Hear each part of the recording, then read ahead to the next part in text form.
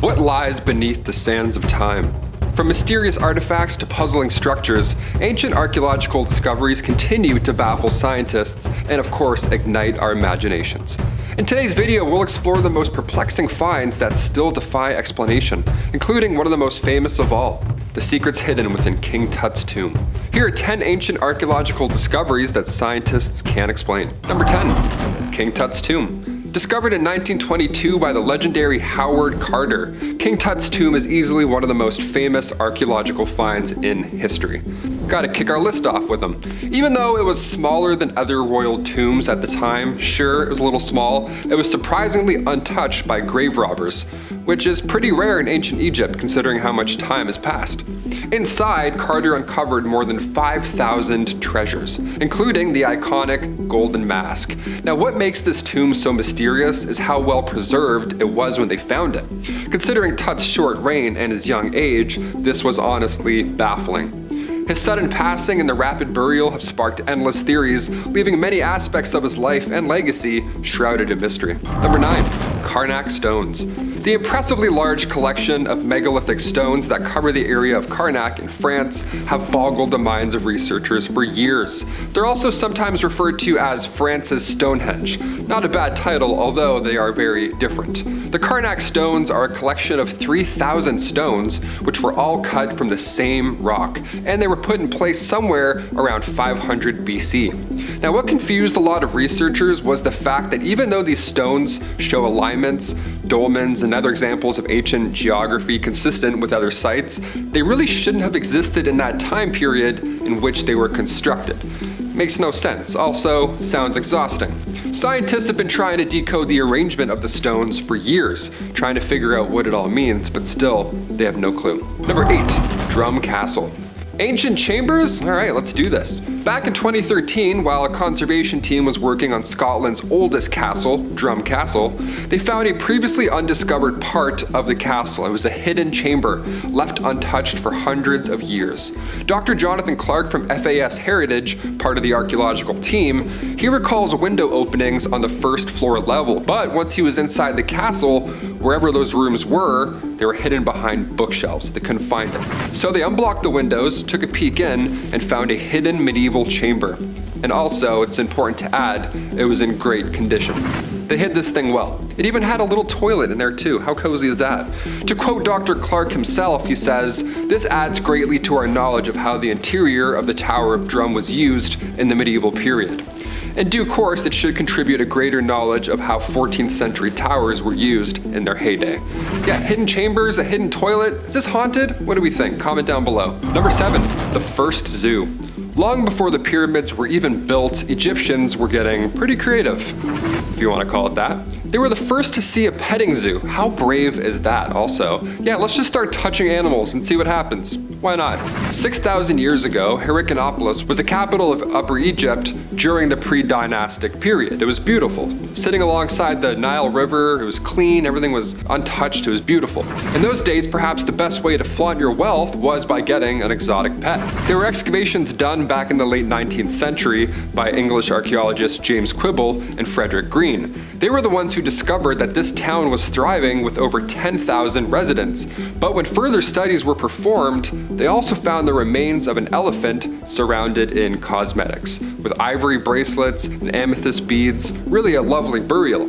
Cats and dogs were also found, common pets. There's also crocodiles, again, brave owners there. Hippos, leopards, wild ox, all in the same area, and they were all carefully buried.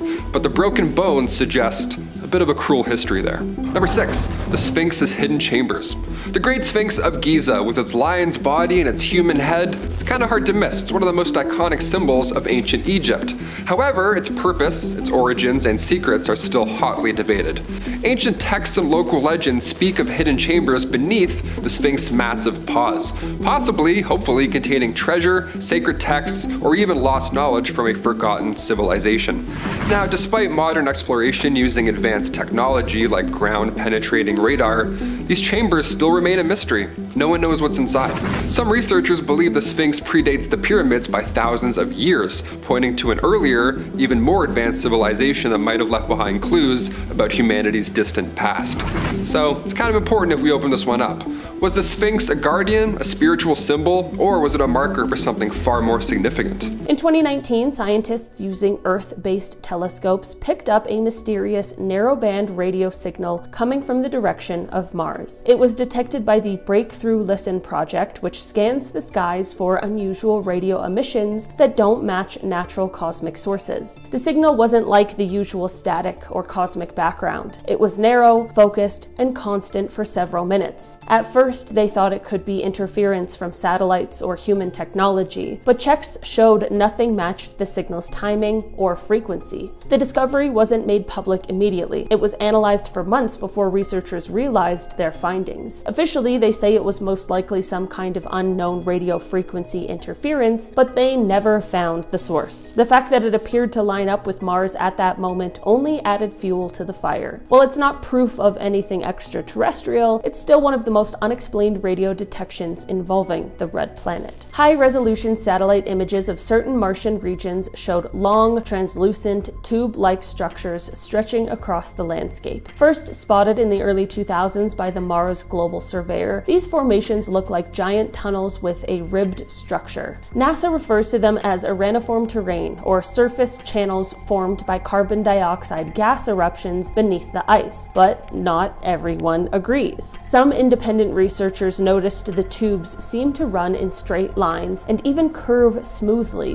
which looks unnatural compared to chaotic geological patterns. Conspiracy theories quickly emerged, claiming they might be collapsed transportation tunnels or remnants of an ancient alien habitat. Mainstream scientists remain skeptical, but the real kicker is the reflective quality of these tubes hasn't been fully explained. Their light reflectivity suggests they contain either a smooth surface or something glass-like. Whether they're natural formations or something more mysterious, these tubes are still being actively studied today. In 2014, Curiosity captured a photo of what appeared to be a large skull-shaped rock lying on the Martian surface. The image went viral almost instantly. People claimed they could see eye sockets, a jawline, and even a nose bridge. NASA explained that this was an example of pareidolia, the human brain's tendency to see familiar shapes in random patterns. But some geologists pointed out that the structure didn't match the surrounding rock formations. It seemed denser, smoother, and slightly more polished. Even though it's most likely just a weird rock, the discovery reignited questions about whether Mars might preserve fossil-like formations. Mars has wind and erosion, but also the ability to preserve structures for millions of years due to its thin atmosphere. No one has ever proven the skull is anything more than rock, but it remains one of the most talked about images from the rover archives. In 2019, the InSight lander recorded something unexpected. Mars was shaking. It detected seismic events that were too regular and too consistent to be explained by meteor impacts or wind. These Mars quakes were coming from deep below the surface. Scientists expected Mars to be relatively quiet geologically, but some of the quakes seemed to come from a specific zone, close to a volcanic region. This area has long, deep fissures and may have been active not too long ago in geological terms. What makes it unsettling is some of the quakes have no clear source. They're not tied to impacts or surface stress. They could be caused by underground magma movement or something else happening below that no one fully understands yet. This discovery changed the way scientists see Mars. It's not a dead planet. It's still active in ways that we cannot fully explain.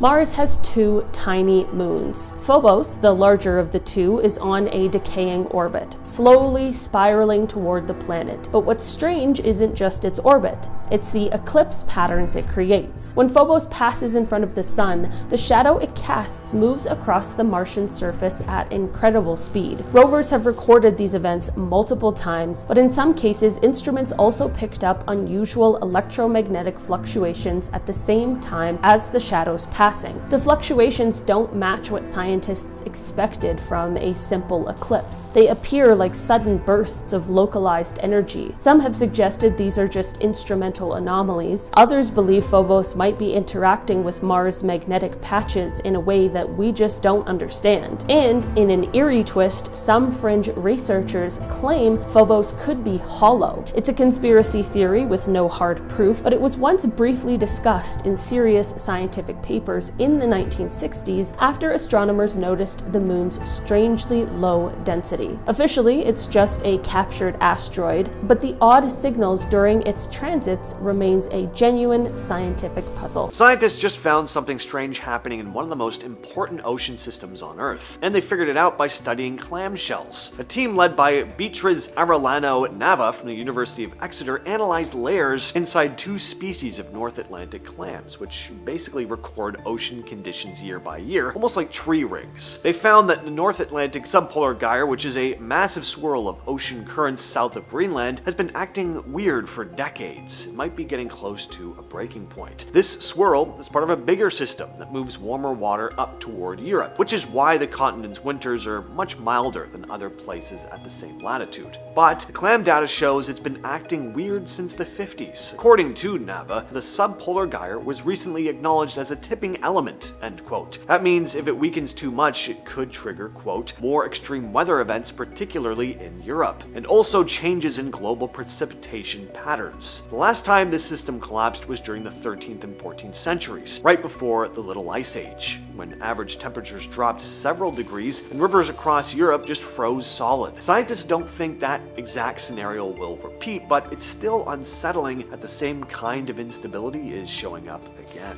Next up, we have the strange phenomena of the Milky Sea. Sailors have talked about this phenomena for centuries. Entire stretches of the ocean glowing white, like someone just dumped a giant bucket of milk into the water. In 2006, a satellite image actually captured one south of Java that stretched for more than 9,000 square miles. Crews on passing ships described sailing through glowing water for hours, completely surrounded by light with no clear source. Scientists think that could be caused by bioluminescent bacteria that glow to attract fish and other sea life, but for reasons no one can fully understand, they sometimes all gather together across massive patches of ocean, all lighting up at once. And this can last for days, even weeks. So off the coast of Oregon, scientists came across something that they really weren't looking for. A strange underwater spring that seems to be leaking from deep inside one of the most dangerous earthquake zones on Earth. It's called Pythia's Oasis, and researchers from the University of Washington found it about 50 miles off Newport, Oregon, completely by accident. They're out on a research ship when their sonar picked up unexpected plumes rising from the seafloor. When they sent down a robot to check it out, they saw warm fluid shooting out of the ocean floor like a fire hose. Oceanographer Evan Solomon said he'd never seen anything like it before, and that, to his knowledge, no other scientist has either. The liquid was about 9 degrees Celsius or 16 degrees Fahrenheit, warmer than the surrounding water. Now, that might not sound like a whole lot, but it actually means it's coming from deep underground, around 2.5 miles down, right in the area where the Pacific Northeast's tectonic plates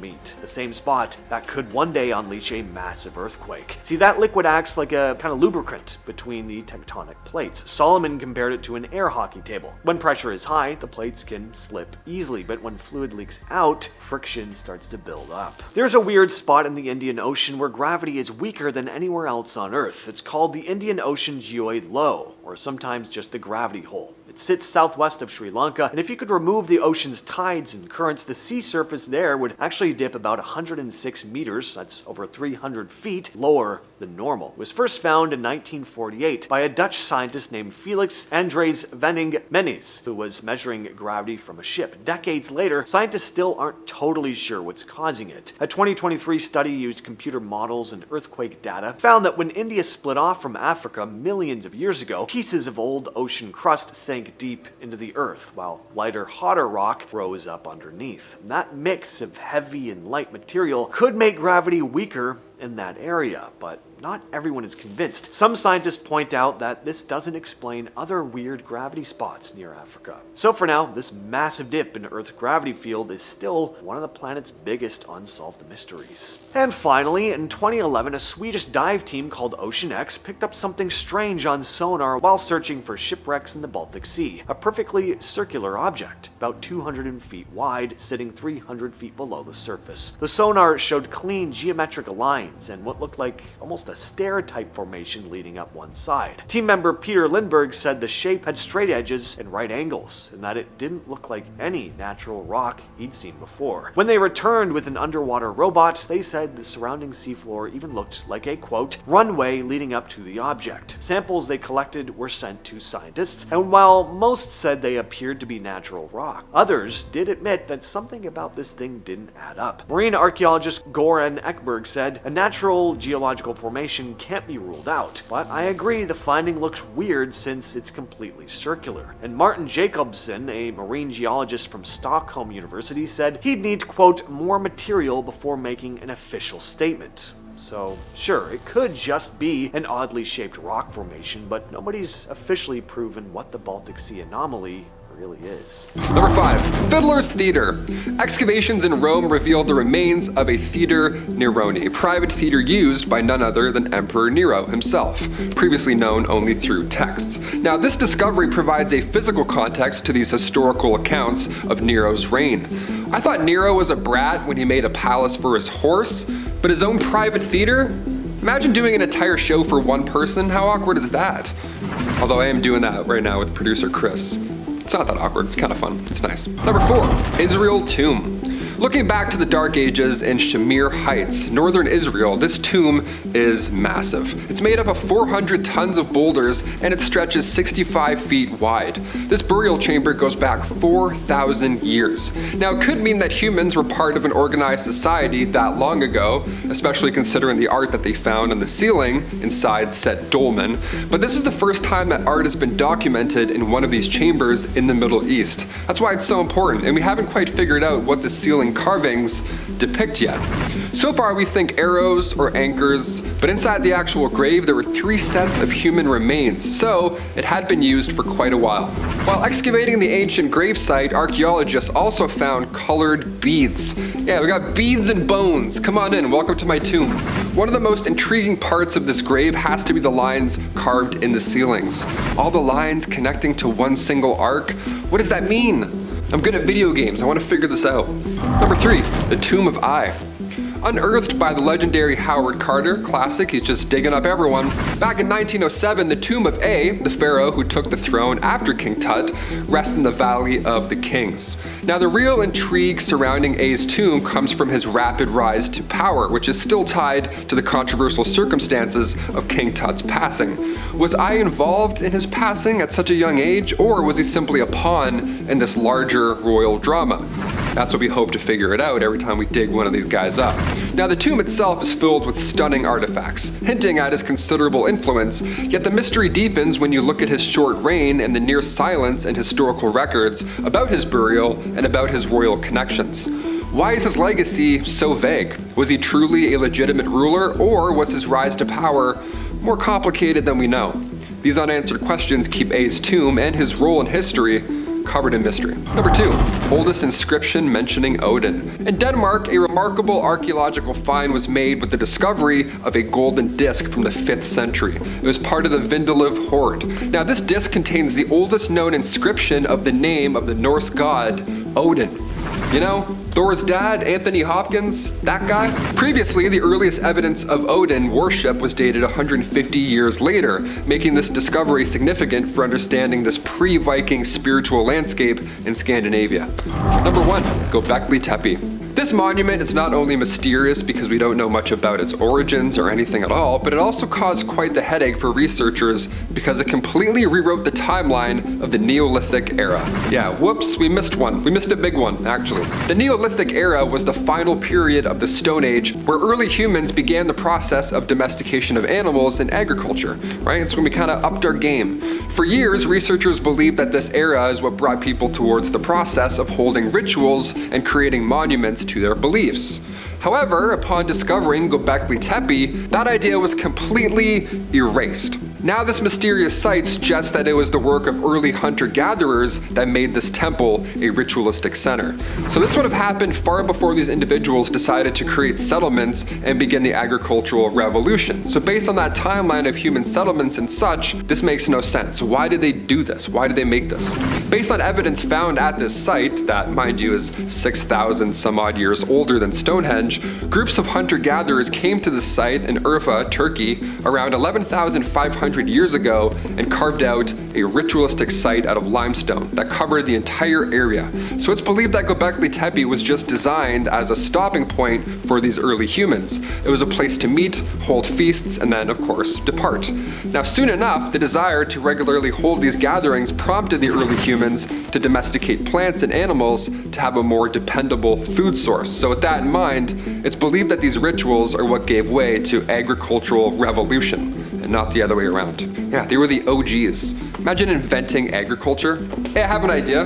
In 2019, something strange showed up in one of the rover's photos. A sudden bright flash of light was captured on the Martian horizon. It was so out of place that at first people thought it had to be a glitch. But this wasn't just a single frame error. NASA's Curiosity rover captured multiple images of a mysterious beam of light shooting upward. Theories exploded overnight. Some said it was a reflection from the rover's camera. Others suggested it could be cosmic rays. But here's where it gets even weirder. Scientists reviewed other photos from different times and found similar unexplained flashes, sometimes in completely different areas of the Martian surface. The location didn't have reflective materials, no metallic surfaces, no water to bounce light off of, and the flashes didn't line up with expected cosmic ray interference patterns. Some researchers proposed they could be from underground lightning discharges or natural gas flares, but Mars doesn't have an atmosphere like Earth, so this doesn't really fully add up. Even NASA couldn't give a solid answer.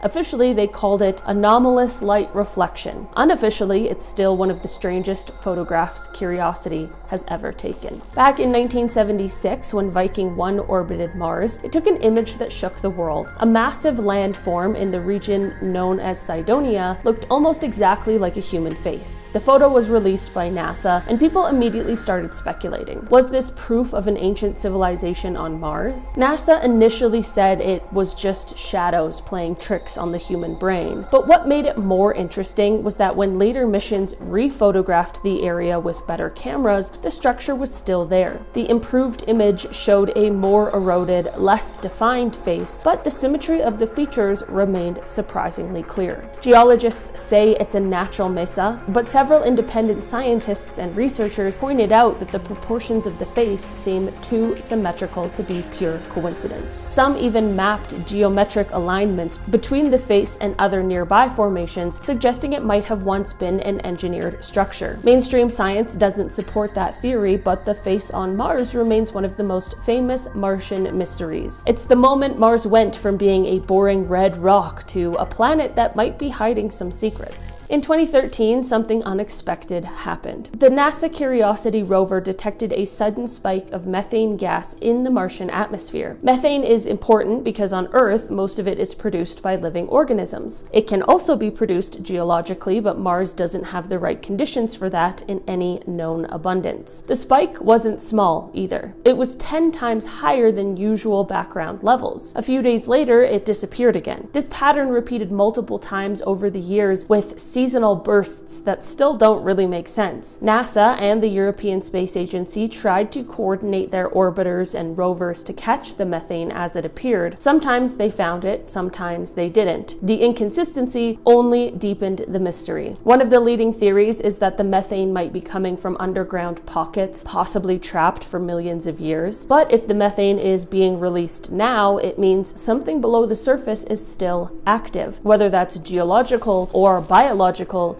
is still unknown. Scientists have admitted that they can't explain where the gas is coming from or why it behaves so strangely. If you stand on Mars, you wouldn't notice it, but the orbiters study studying the planet have picked up intense magnetic fields in some areas that don't match the rest of the planet. Unlike Earth, Mars doesn't have a global magnetic field anymore. It lost its planetary shield billions of years ago, but according to data collected by Mars Global Surveyor, some patches of the Martian crust are magnetized dozens of times more strongly than expected. These fields don't align with normal geological formations. The weirdest part is where they're located. Some of the strongest magnetic anomalies are found in areas where scientists also found signs of ancient flowing water. It's led some to speculate that Mars may have once had a magnetic core much more powerful than we thought. Others believe these magnetic patches could be signs of something artificial, perhaps relics of old underground structures or materials. Officially, NASA attributes it to remnants of Mars' ancient dynamo, but the precision and patterning of the fields remains unexplained. In 2022, an image taken by Curiosity caught everyone off guard. It showed what looked like a perfectly rectangular doorway carved into a rock face on the side of a ridge. The doorway appeared unnaturally clean, straight edges, smooth interior. It didn't look like something made by wind or erosion. NASA quickly clarified that the opening was small, only about a foot tall. They said it was likely caused by a natural rock fracture, but the explanation didn't satisfy everyone.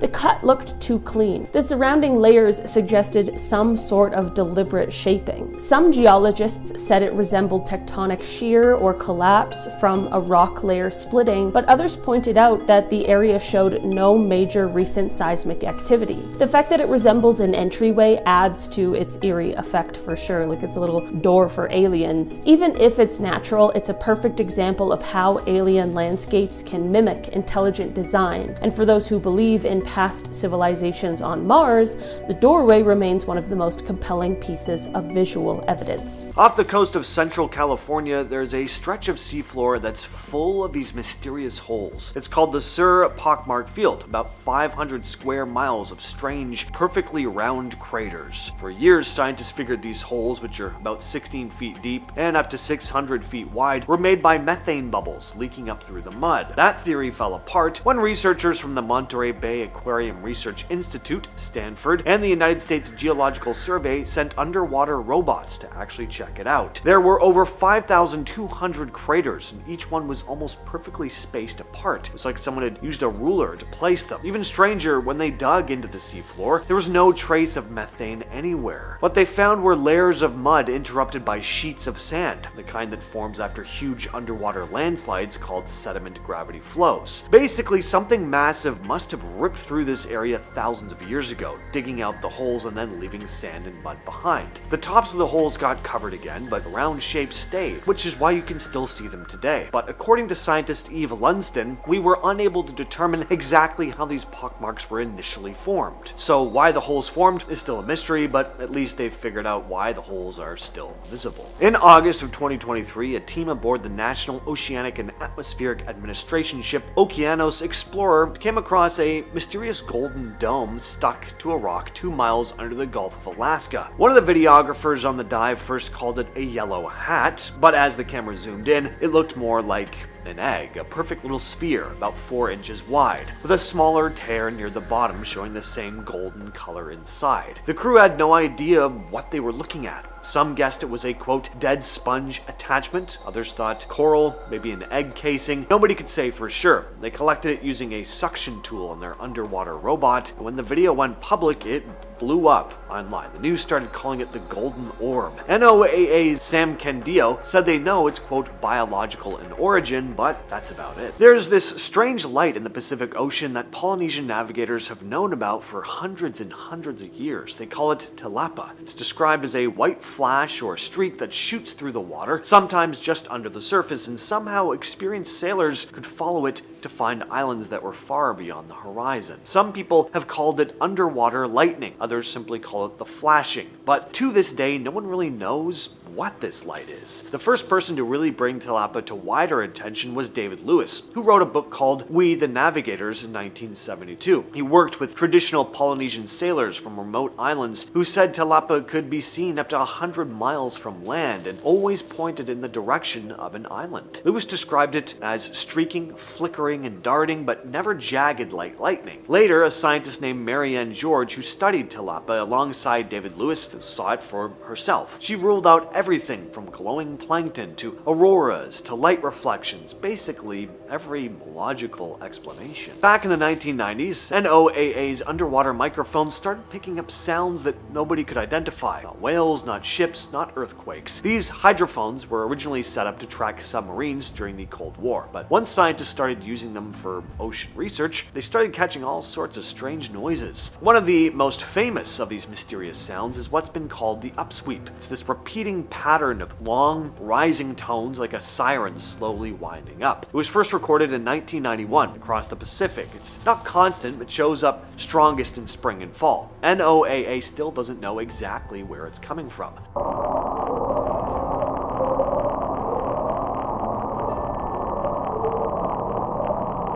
And there's Julia, recorded in 1999. It's this eerie moan that lasted about 15 seconds. The sound was so powerful it was picked up by sensors thousands of miles apart. For years, people thought it might be a massive sea creature, but a lot of scientists now think it could have been an iceberg scraping against the seafloor. Still though, no one can prove it for sure.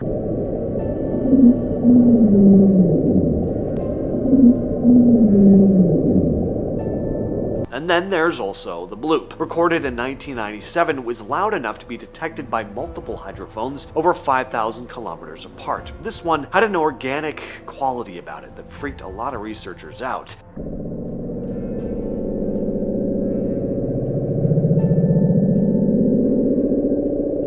Today, most agree it probably came from ice quakes, the sound of huge chunks of glaciers breaking apart underwater, but again, no one can be 100% certain. Rogue waves are one of those things sailors used to talk about that no one really believed until they started getting caught on camera. These aren't tsunamis or regular storm waves. They're single massive walls of water that just come out of nowhere. They can reach over 80 feet high, sometimes doubling the size of any other wave around them. Ships have reported getting hit by waves so tall they crushed steel doors, snapped antennas, ripped entire bridges off tankers. For a long time, scientists thought these stories were exaggerated. Until 1995, when the Dropner oil platform in the North Sea recorded a rogue wave 84 feet tall on New Year's Day. What makes them so disturbing is that no one fully understands how they form. One theory is what's called nonlinear wave interference, where smaller waves suddenly sync up and kind of combine their energy into one massive wave. Kind of like, in Power Rangers. All the Zords come together to form the Megazord. Anyway, when this happens, ocean currents and wind can make it even worse, focusing all that power in one place. But even with today's technology, we still can't predict when one will happen. They seem to just appear, and when they do, it's too late to avoid them. The odds of one forming should be almost zero based on normal wave statistics, yet they keep showing up. Cargo ships, cruise liners, and research vessels have been hit by these things. What you're looking at here is a mysterious drone swarm that Coast Guards in New Jersey caught trailing their ship back in December. Not sure if you're all aware, but this was during a huge wave of weird drone sightings in the area. A Coast Guard crew was patrolling the Atlantic near New Jersey when they noticed that they were being followed by drones. One of the crew stated, "We were out there to see if we could spot any drones because of all these sightings. Well, we found some drones, or more accurately, they found us." The drones appeared out of nowhere around 9 p.m. and stuck with the boat for about 15 minutes. Even when the vessel changed course, the drones followed. The crew member went on to say, "Commercial airplanes don't move like that. We've been out on the water when planes were coming in for landings in New York, and trust me, you can tell the difference. We're not idiots.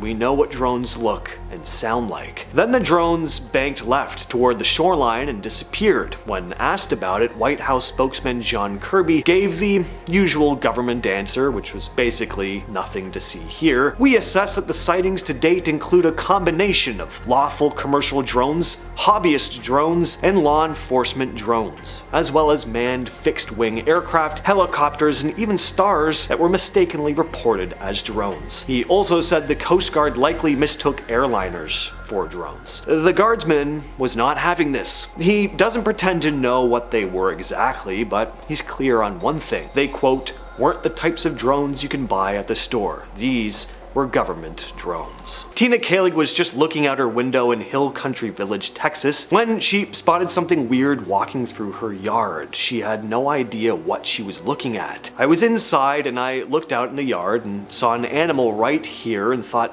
wow, what is that? She said. It was moving slowly, sniffing around, and then stopped to eat berries off the ground before vanishing. Tina was able to snap a few photos and shared them online with the caption, "Unusual creature in my yard, what is it?" She was hoping someone in the neighborhood had an answer. Some said it looked like a mangy dog. Others thought maybe a coyote with some sort of skin disease. A few brought up a local legend about an old mountain lion that's supposedly roamed the area for years. And several people said it looked like a chupacabra, but nobody had a definitive answer. And even experts from the local zoo were just throwing out their best guesses. Back in 2016, ghost hunter Claire Cowell claimed she captured one of the clearest photos ever taken of the infamous Black Monk of Pontefract. The photo was taken inside 30 East Drive in Pontefract, West Yorkshire, widely known as one of the most haunted houses in the UK. Claire said the image shows the, quote, arm of a ghostly figure in a monk's robe clutching rosary beads. She believed it was none other than the violent spirit said to haunt the house. That night, things had already been strange, too. Claire said, we'd seen marbles being thrown and we kept hearing taps and bangs, end quote. It was around 11 p.m., most of the team had left and she went into the kitchen alone. I heard a tap in the hallway at the bottom of the stairs. I took a photo, but I couldn't see anything, she explained. But once she reviewed the image, she noticed the arm. The arm you can see in the photo is not a solid form. It looks like mist. Now, it's kinda hard to tell here, but in the photo, you will notice a mirror on the wall behind the supposed ghostly arm. Based on the position of the figure, you would expect to see a reflection if something was standing there, but there isn't, so that's kinda eerie too. The photo was later confirmed by the home's owner. Bill Bungay is the most compelling image of the Black Monk he'd ever seen. This isn't the only creepy picture taken in this notoriously haunted home though. This is another eerie photo taken at 30 East Drive. Ghost hunter Pete Bolton captured what looks like a ghostly figure staring out from a mirror, right in the spot where the infamous Black Monk is said to appear, and the same spot the ghostly arm was photographed. Pete from Manchester took the photo during a ghost hunt and didn't realize what he'd caught until later. I began taking photos like I usually do at a new location. I was snapping away at random at the house, not anything in particular, he said. One of the shots came out unusually dark, so Pete brightened it up on his computer, and that's when he noticed something strange. I noticed there was a weird shape in the mirror. No one from the group was downstairs at the time, so it couldn't have been anyone from the group. What he saw was this ghoulish looking figure, clear enough that when he showed it to others without even saying anything, they saw what he did. Pete said at the time that he didn't claim it was proof of the paranormal, but he also didn't dismiss it outright. The mirror sits right near the stairs where a girl named Diane Pritchard, who used to live in the home, was reportedly dragged by some invisible force back in the 60s. In August of 1992, hotel workers in Pitlarky, Scotland were out hiking when they saw something hanging in the sky. It was a massive diamond-shaped object, completely silent, just floating there in the sky. Then a military jet flew by. One of the men had a camera and took 6 photos before the object shot off at high speed. They gave the pictures to the Daily Record newspaper, but the paper passed them straight to the Ministry of Defense. After that, the photos vanished. The public never saw them until 32 years later, when a retired Royal Air Force press officer named Craig Lindsay revealed that he'd kept a copy. It's a pretty amazing image, exactly as described. You see a metallic craft with a jet flying in the background. There were no signs of editing, no wires, nothing that screamed that it was fake. Nick Pope, who ran the UK's UFO desk at the Ministry of Defense, said this was one of the most compelling cases that he'd ever seen. The object didn't match any known military design. It could be a classified US aircraft, but if that's true, no one had ever come forward with proof. The original negatives are still missing. The Ministry of Defense's official files on the case were supposed to be released, but they extended the secrecy order until 2072. How'd you sleep last night? How about over the last few weeks? I'm gonna guess you've gotten more sleep than this first guy, and if not, then please go to the doctor. Thai Ngoc is a Vietnamese farmer in his 80s who says he hasn't had a full night of sleep since 1962, ever since he got a sudden fever in his 20s. He describes his condition as, quote, frustrating and exasperating. Seeing others sleep, I envy them. Now, instead of resting, he weeds his fields under moonlight and brews rice wine in the evenings. And even some of that rice wine, well, it only gives him 1 or 2 hours of drowsiness. Doctors have checked him out, tested his memory, even ran psychiatric reviews and found nothing wrong, but the insomnia just won't go away. His family thinks his condition might be the result of a kind of PTSD from the war. Despite everything though, he still works hard. He can carry 50 kilograms of fertilizer for 4 kilometers and he's completely fine doing it. Most of us would crash and burn or just straight up die without sleep, but I mean, this guy is still going strong after 6 decades, only getting maybe an hour or 2 of actual sleep a night, if that. Daniel Kish has been blind since he was a baby, but that hasn't stopped him from seeing the world in his own way. He uses echolocation like a bat. He clicks his tongue, listens for the echoes, and can actually navigate streets, ride a bike, even hike in the wilderness just from the sound bouncing back to him. It sounds impossible, but he's mastered it. And even crazier, he actually trained himself to do this. And now he teaches other blind people how to do it too, through his nonprofit World Access for the Blind. He's helped hundreds of people learn to essentially see using sound. Now, they did brain scans of Daniel, which show that the part of the brain most people use for sight, well, his actually lights up when he's echolocating, as in the visual cortex is literally processing sound. Scientists studying him said his brain repurposed itself, turning sound into a kind of visual map. Stephen Wiltshire has an incredible photographic memory. So incredible, in fact, the man can draw entire cities just from memory. He got famous young. By age 8, he'd already landed a commission to sketch Salisbury Cathedral for former UK Prime Minister Edward Heath. He can fly over a city once, then draw it from memory. 4 square miles of London after a helicopter ride, a 19-foot-long panorama of 305 square miles of New York after just 20 minutes in the air. When he did Rome, he nailed the exact number of columns in the Pantheon down to each one. Stephen was nonverbal and diagnosed with autism at age 3, but his ability to capture landscapes from memory, it's just insane. Instead of being overwhelmed by details, his brain remembers every window, street, and building, and then he just puts it on paper. Stephen draws exactly what he sees, no more, no less. Neurologist Hugh Kaysen once said. Scientists still can't explain exactly how this works. Natasha Demkina from Saransk, Russia, has been baffling people ever since she was a kid, claiming she can see inside people's bodies, like an X-ray. When she was just 10, she told her mom she could see inside people. By 17, she was on the British TV morning show This Morning, pointing to a presenter's injured ankle and diagnosing it correctly on live TV. That clip went viral and got scientists pretty curious. In 2004, the Discovery Channel put her to the test in New York, controlled by skeptical researchers from the CSI, not Crime Scene Investigation, the Committee for Skeptical Inquiry. They asked her to find 6 specific conditions from 6 volunteers. Demkina got 4 right. Some people think she's just picking up subtle visual hints, maybe like scars or breathing patterns, but Natasha still gets attention from parapsychology groups. She insists she sees details at a cellular level.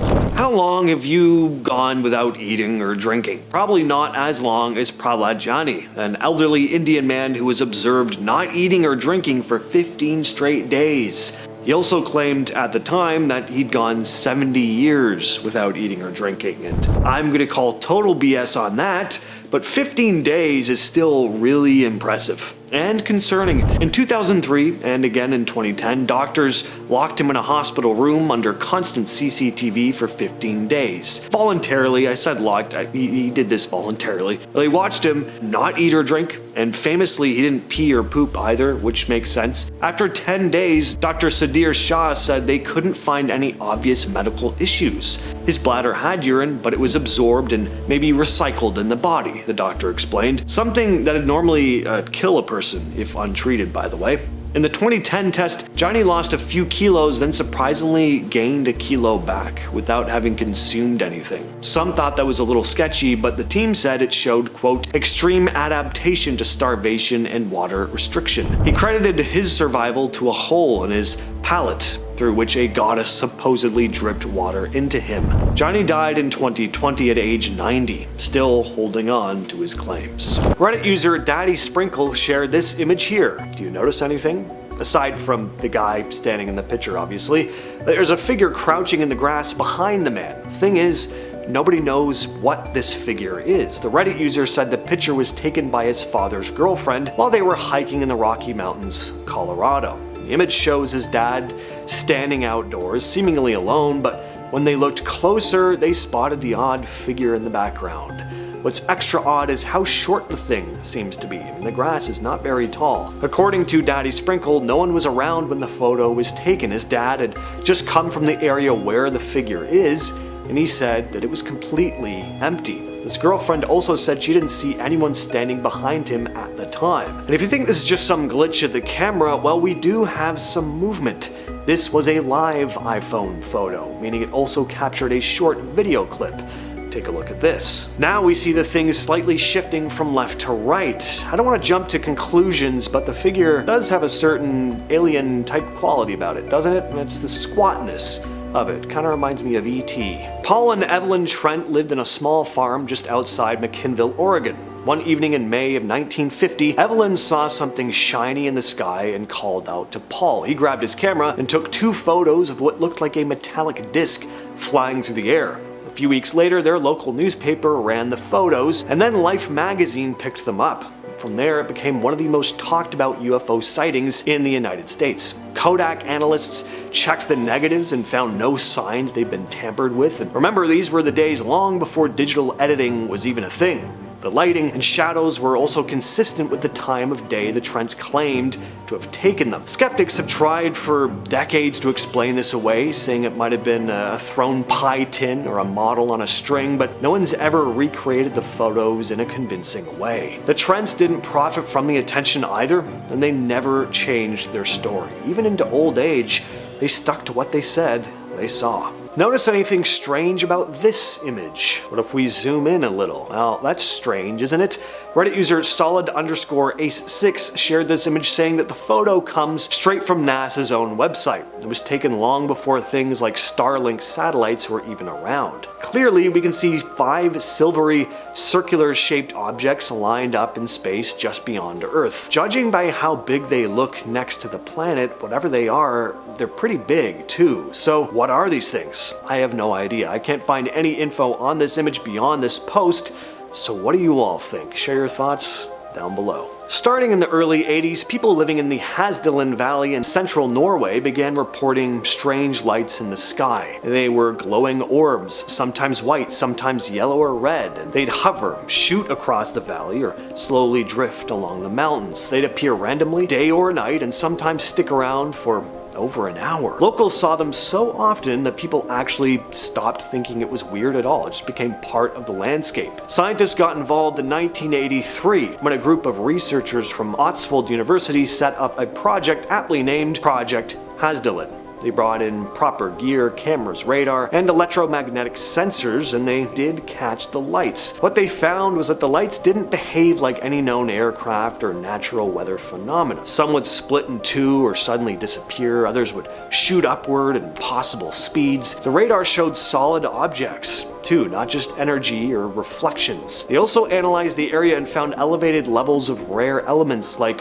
scandium, which isn't usually found there. Some theories say the lights are plasma caused by maybe a rare reaction between the minerals in the valley and underground water, but they can't fully explain why this seems to only happen in this part of the world. The lights are still being seen today, not as often as they were in the 80s, but still seen. There's a permanent observatory in the valley now, running 24/7, but after over 4 decades, nobody has a clear answer. In late August of 1951, 3 science professors from Texas Tech, Dr. W.L. Ducker, Dr. A.G. Oberg, and Dr. W.I. Robinson, were sitting outside one evening when they saw this string of glowing lights flying across the sky in a tight V shape. The lights were bluish-white, totally silent, and moving very fast. The formation looked too precise to be birds, and a few days later, 18-year-old Carl Hart Jr., a student at the college, managed to take 5 photos of these lights. His pictures were sent to the Air Force and eventually became part of Project Blue Book. They didn't dismiss the case, but their best guess was that it might have been birds reflecting streetlights, but even they admitted Hart's photos didn't match that theory. They couldn't reproduce the effect. People kept seeing the lights for weeks. They always moved in formation. Multiple witnesses described the same kind of motion. The professors gave statements and held on to their version of events. None of them changed their story. The Air Force never reached a solid conclusion, and it's one of the few cases from that era they left open. Wim Hof takes ice baths to a whole new level. You'll stand in freezing water for hours or run in the snow with bare skin. He's traveled to the South Pole, run a half marathon above the Arctic Circle in shorts, and climbed Mount Kilimanjaro in shorts, all also with minimal gear. He explains he's learned to control his body temperature and immune response with breathing techniques and meditation. In one study, researchers injected Hoff with E. coli endotoxin, a dose guaranteed to make people fever, ache, and nauseous, but he barely showed any symptoms. His inflammatory markers were way lower than anyone else's. Another study measured his BLOOD, adrenaline, and immune cell activity when exposed to the cold, and they found his hormone levels spiked and his white cells became more active, meaning he might be able to dial his nervous and immune systems up and down at will. Hoff's methods involve cycles of hyperventilation followed by breath holding, plus cold exposure, and he claims it rewires how his body responds to stress. Kim Peek was born with no cerebellum and abnormal brain wiring. What he also had was mind-blowing memory. He could read 2 pages at once, 1 page per eye, and that alone is incredible, but he would also memorize every single word. Over his lifetime, he memorized more than 12,000 books. Those were phone books, maps, historical dates, music, literally entire encyclopedias. He once told researchers his head felt like a hard drive packed with data. Scientists studied his brain and found parts of his brain were missing or just not functioning properly. Yet his hippocampus, where memories are stored, was twice the normal size. He couldn't tie shoelaces or understand sarcasm, but he could recall the population of any US city or every line from a book he read only 1 time. Researchers like Dr. Daryl Trefford called him one of the most remarkable memory cases ever documented. Kim's memory wasn't photographic, it was more structural. He could group info into categories that allowed lightning-fast recall.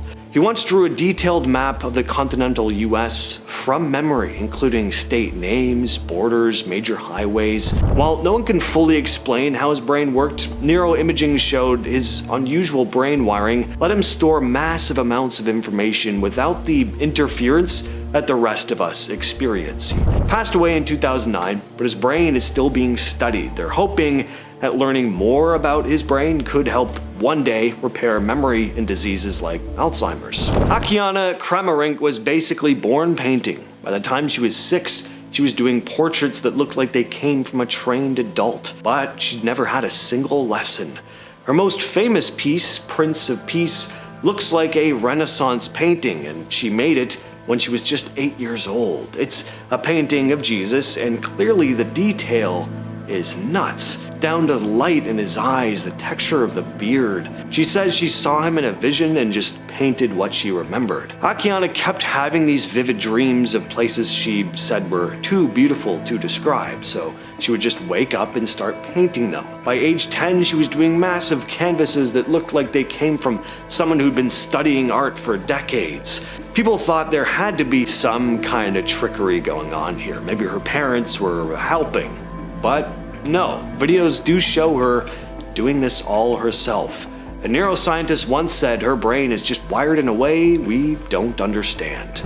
Stiuso Lin, a man from Malaysia, became known as the Magnetic Man after he realized that metal objects like spoons, tools, or even big heavy bars would just stick to his skin. Not because he's actually magnetic, scientists tested that, but because his skin has some weirdly high level of friction. He first noticed it when tools started clinging to him during work, and it turned into a full-blown phenomenon when he found out he could carry almost 80 pounds of metal just stuck to his body. And not just his chest, he could make metal stick to his back, arms, his face.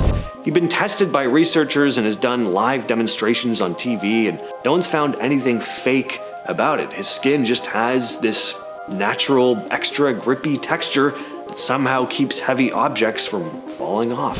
Derek Amato was just your average guy until he hit his head diving in a shallow pool in 2006. He woke up with a severe headache, but also with an extraordinary new ability. He could suddenly play the piano. He had zero prior lessons or even interest in music, but Derek sat down at a keyboard and started playing Beethoven-level improvisations, and he could hear new original compositions in his head as well.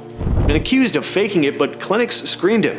Brain scans showed small hippocampal damage from the accident, plus changes in his temporal lobe, the part of the brain linked to hearing and musical interpretation. Since then, Derek's been touring, he's been performing classical and jazz pieces and composing himself. Scientists think he might be a rare example of acquired savant syndrome, when brain injury unlocks unexpected talents. In 2020, the US Navy officially released 3 UFO videos that had already been floating around online for years. The clips are known as FLIR, Gimbal, and Go Fast, first leaked between 2017 and 2018 by the New York Times and Tom DeLonge's group to the Stars Academy. But the Navy later admitted they were real, saying the footage shows unexplained aerial phenomena. The first video, FLIR, comes from November of 2004, when Navy pilots from the Nimitz Carrier Strike Group spotted a white tic-tac-shaped craft about 40 feet long moving erratically over the Pacific, about 100 miles up the coast of San Diego. The other 2, Gimbal and Go Fast, were filmed in January 2015 off the East Coast by fighter jets. When the Pentagon officially posted the videos, spokesperson Sue Goes said the footage was released to clear up any misconceptions about whether it was real.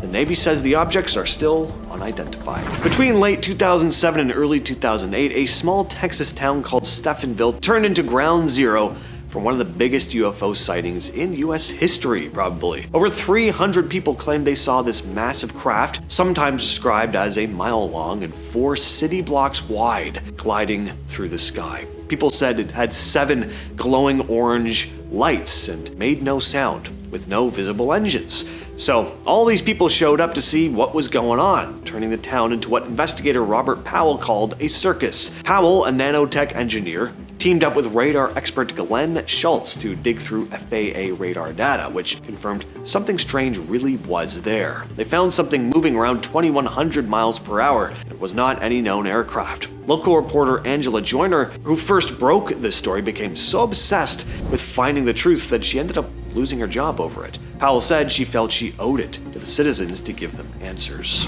This is footage of a mysterious phenomenon known as the Paulding Light. It shows up in this quiet valley outside Paulding, Michigan. The first sighting goes back to 1966, when a group of teenagers reported this strange light to the local sheriff. And ever since, people have said it appears almost every night. Sometimes bright, sometimes more faint, but it always hovers in the same stretch of valley. No one's ever been able to explain really what it is, but plenty of stories have tried. The most famous one says the valley used to have railroad tracks and the light is the lantern of a railroad brakeman who died trying to stop an oncoming train from crashing into stalled cars. Others say it's the ghost of a mail carrier who was killed on his route, still trying to finish his delivery. There's also a Native American legend claiming the light comes from a spirit dancing along the power lines that cut through the valley. And there's another urban legend that says it's the ghost of a grandparent searching for their lost grandchild, constantly relighting their lantern, which is why the light seems to fade and reappear. Finally, we have Catatumbo lightning, or the everlasting storm. So this is really cool. At the mouth of the Catatumbo River in Venezuela, lightning strikes up to 20,000 times a night, setting off right after dusk and going for about 10 hours straight. It's said to be caused by warm winds from the Andes mixing with gases rising from the swampy land below, creating this perfect storm that never really stops. The lightning glows this deep red, orangish color, and on clearer nights you can see it all the way from the Caribbean. The storm pumps tons of ozone into the atmosphere as well, which is part of why it's been recognized as a UNESCO World Heritage Site. But even this storm is not totally consistent. In 2010, it randomly stopped. There was no lightning for 2 whole months. That hadn't happened in over 100 years. In 1992, a villager in China decided to drain a pond that locals had always believed was bottomless. Once the water was gone, though, it exposed something nobody was expecting: this massive underground chamber carved entirely out of solid rock. They drained more ponds nearby and found more of them. In total, there are 24 of these caves, all built with the same layout and covered in uniform chisel marks that line the walls, floor, and ceiling. Each cavern is huge, some reaching around 30 meters high or just under 100 feet, supported by stone columns. Researchers estimate that creating just one of these spaces would have required removing thousands of tons of rock by hand. Multiply that by 24 and you're looking at a massive project, but there's no written record of it anywhere. There are no tools left behind, no carvings or symbols explaining what they were for. They're not tombs, they're not mines, but most importantly, they're not natural formations either. The walls were clearly shaped on purpose, and the work is consistent across every cave, but historians still haven't come to a clear consensus as to what they were actually for. For something this large that workers would have spent a painstakingly long time to create, though, it's really strange that there's basically no mention of it in any historical record. There is a river deep in the Amazon rainforest in Peru that gets hot enough to boil animals alive. It's called Shenay Tempichka, which roughly translates to boiled with the heart of the sun. Locals have known about it for generations, but scientists didn't really take it seriously until a geologist named Andres Russo studied it around 2011. He measured temperatures in parts of the river reaching close to 100 degrees Celsius. That's basically boiling. Small animals that fall in can die within seconds, and what makes this hard to explain is the location. Rivers this hot are usually found near volcanoes, where magma heats up the water underground, but this river is hundreds of miles from any active volcano. The current explanation is that rainwater seeps deep underground through cracks, gets heated by geothermal energy, and then rises back up through fault lines. That idea works in theory, but it doesn't fully explain how the river stays so consistently hot over such a long stretch. It's not just like a hot spring or a small pocket, it's a full river carrying near boiling water through the jungle. For hundreds of years, people across Europe and North America have reported finding strange clumps of clear jelly on the ground, often after meteors or rainstorms. It's usually described as translucent and thankfully odorless, appearing suddenly and then disappearing just as fast. In the 1800s, it was recorded in scientific journals under the name star jelly. Some samples have been analyzed over the years. In certain cases, scientists found biological material that matched amphibian tissue like frog or toad reproductive cells that kind of swell up when exposed to water. And that explanation makes sense for some of the sightings, but it doesn't cover everything. There are reports where no animals were anywhere nearby, and others where the material didn't match any known species when it was tested. In a few modern cases, samples collected and tested showed no DNA at all. There's not a large amount of data though, because one consistent detail is how quickly this stuff disappears.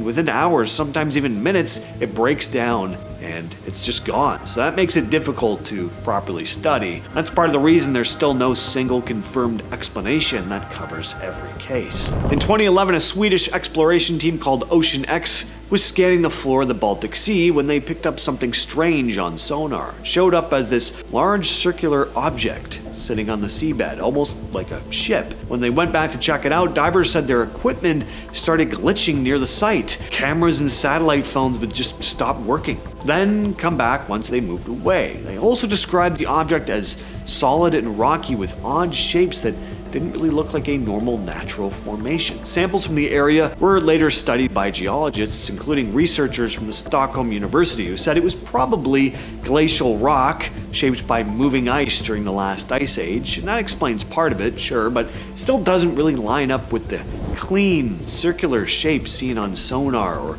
the reports of the equipment interference. Along the coast of Nova Scotia, there's a place called the Joggins Fossil Cliffs. Here you'll find fossilized trees that are still standing upright, right where they originally grew for over 300 million years. They're actual tree trunks turned to stone. Some of them are hollow, and inside those trunks, researchers have found fossils of small animals. So whatever happened here, that buried these trees pretty fast.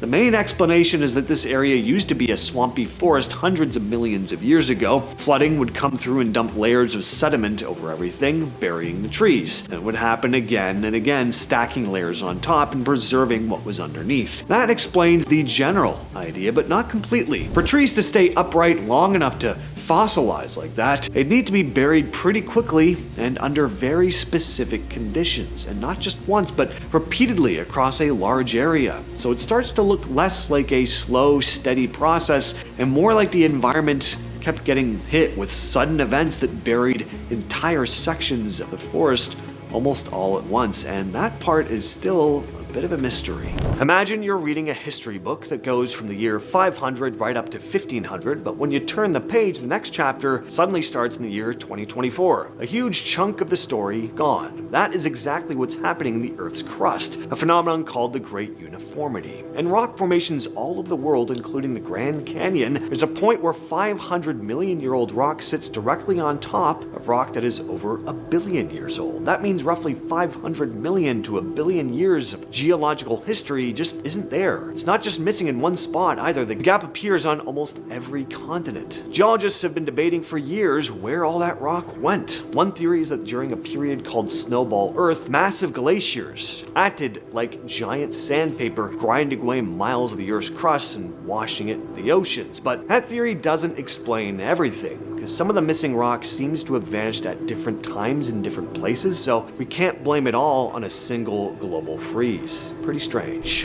In 2019, the Chinese Yutu-2 rover was exploring a crater on the far side of the moon when it spotted something odd. In the middle of the dry lunar soil was a patch of material that looked almost gel-like. In a place as dry and desolate as the moon, seeing something that looks wet or slimy is not what you're expecting. Scientists spent over a year analyzing the data before they finally released an official explanation. They concluded that the gel was actually a type of glass. The idea is that a meteor hit the moon, the intense heat melted the soil into a dark, shiny green glass. This has happened before, but the specific color and consistency of this patch didn't quite match the samples brought back by the Apollo missions. Even with the glass explanation too, there's still a bit of debate. The way the material was clumped together and how it reflected light was kinda unusual, and some researchers think it might involve a specific mineral composition we haven't fully documented on the far side of the moon yet. In August of 1994, people in Oakville, Washington woke up to a very bizarre and rather revolting scene.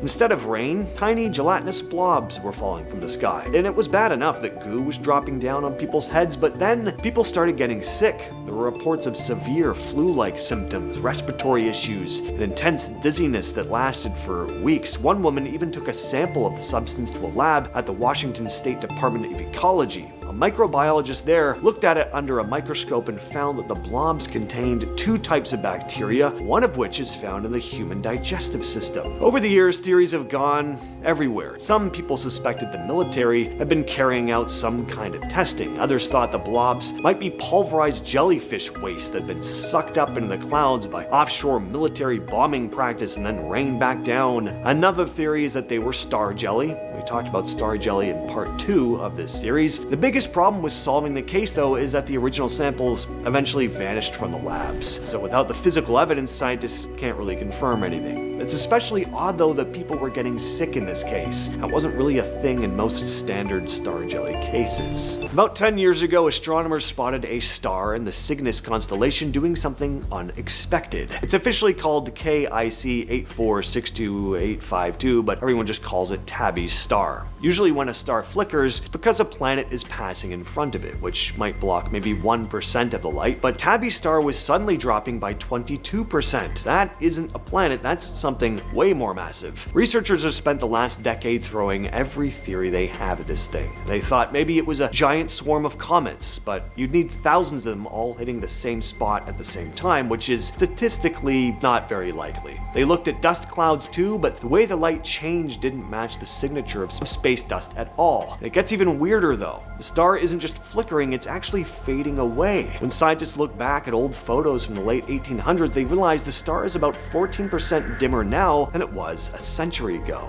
There is no known reason for a stable, middle-aged star to just slowly lose its shine like that. Because none of the natural explanations really seem to work, the star became the center of this huge alien megastructure debate. Some astronomers are still seriously considering the idea that there is some kind of massive project built to harvest the star's energy. Most scientists are still holding out for a natural answer, of course, but so far, no one's been able to make the math work for the flickering and the fading at the same time. So at this point, we still can't say for sure. Deep under the floor of the North Sea, geologists from the University of Manchester recently came across something pretty strange: massive sand structures that are completely upside down. See, in geology, there's a basic rule that younger, lighter sediment sits on top of older, heavier rock. It would make sense, but these formations, nicknamed sinkites, aren't like that at all. Millions of years ago, massive volumes of sand somehow sank into the layers beneath them, behaving more like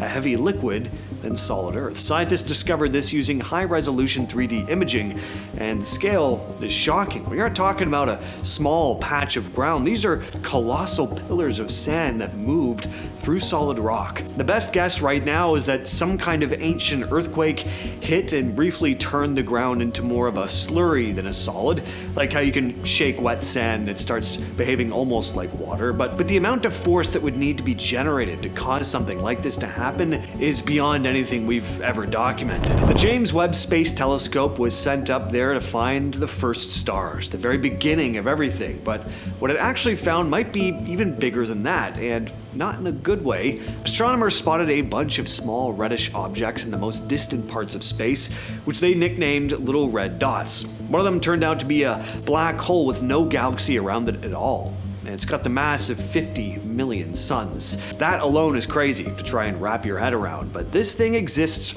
right near the very beginning of the universe, shortly after the Big Bang. And according to every physics model we have, a black hole needs time to get that big. It also has to slowly eat stars and gas over billions of years to bulk up. But somehow this thing is already enormous right at the start. It would kind of be like walking into a forest.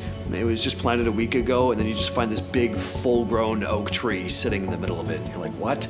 It just shouldn't be there. And to make things even weirder, it has no galaxy around it, which is what black holes normally feed on. So not only did it get massive and possibly fast, it seemingly did it with nothing to eat. So either our entire timeline of how the universe developed is wrong, or matter can somehow collapse into a massive black hole almost instantly. The Hadal Zone is just the name for the deepest parts of the ocean, the trenches that drop more than 6 miles straight down. The pressure at those depths is hard to even picture. For a long time, the assumption was that nothing complex could survive down there. Maybe some tiny microbes, some basic worms, but nothing with any real size or sophistication to it. Recent expeditions to trenches off South America blew that assumption out the window, though. One of the strangest things they caught on camera is called the death ball sponge. Normal sponges just sit there filtering water. This one hunts. It has little hook structures it uses to snag whatever floats past. Then there are these weird fish with completely completely transparent skin. I mean, you can see their organs moving inside them. They're aptly named ghost fish. But the thing that's really messing with biologists isn't just that these animals exist, it's that they physically shouldn't be able to. At that depth, under that much pressure, you'd think the fats and proteins that hold living cells together would just break down, but these things are fine, and nobody really knows how. We've always been taught that Earth's core is a sealed iron engine that generates our magnetic field, but new data shows that the core is actually leaking. Specifically, it's releasing helium-3, a very rare gas that's been trapped inside the center of the planet since it was first formed from a cloud of stardust billions of years ago. Usually this gas is found in the atmosphere in tiny amounts, but scientists have detected a steady stream of it rising through the mantle and escaping into the ocean. This shouldn't be happening. If the core is leaking, it means the interior of our planet is a lot more porous than we thought. There are basically pathways running from the very center of the planet all the way up. Also creates a problem for how we calculate the Earth's future. All that geological activity, volcanoes, plate movement, the magnetic field runs off heat and energy from the core. If the core is losing material, some of those timelines might be off, but we don't know by how much, or even if this leak is something new, or if it's been going on the whole time and we just never had the tools to catch it. In a remote part of Siberia, there's a strange formation known as the Potomsky crater. It looks like a large cone made of limestone with a smaller cone rising out of its center. From above, it doesn't resemble a typical crater. It looks more like something pushed up from below. It was first studied in detail in the mid-20th century, and since then multiple research teams have tried to figure out how it formed. The obvious possibilities were ruled out early. It's not a volcano, there's no sign of lava, it's not an impact crater either, there's no evidence of a meteor strike, no fragments or shock patterns in the surrounding rock. One theory is that it could have been caused by a buildup of gas underground that eventually forced its way to the surface, and that would explain the pushed up look, at least a little. But the structure still doesn't quite match what you'd expect from something like that. There have also been reports from expeditions about other weird details nearby, like trees growing in unusual patterns around the site. Nothing extreme, but enough that researchers have taken note of it. Even now, though, there's no single explanation that really ties everything together. Lake Hillier in Australia is bright pink. Not sometimes, not under certain lighting, it just stays pink all the time. Even when the water is taken out and put into a container, scientists have studied the lake for years. The leading explanation is that the color comes from microorganisms living in the water, especially a type of algae called Dunaliella, along with certain bacteria that produce pigments. Where it gets a bit weird, though, is the consistency. There are other lakes with similar microbes, but they don't look like this. When those same organisms are studied in labs, they don't always recreate that exact shade either. The lake is also extremely salty, which helps those microbes survive, but again, there are plenty of salty lakes around the world that aren't bright pink like this. So yeah, scientists know what's behind the color in general, but the exact mix of conditions that keeps Lake Hillier looking like that all the time, they're still not sure. In 1986, workers in Romania discovered a cave that had been completely sealed off from the surface for only about 5.5 million years.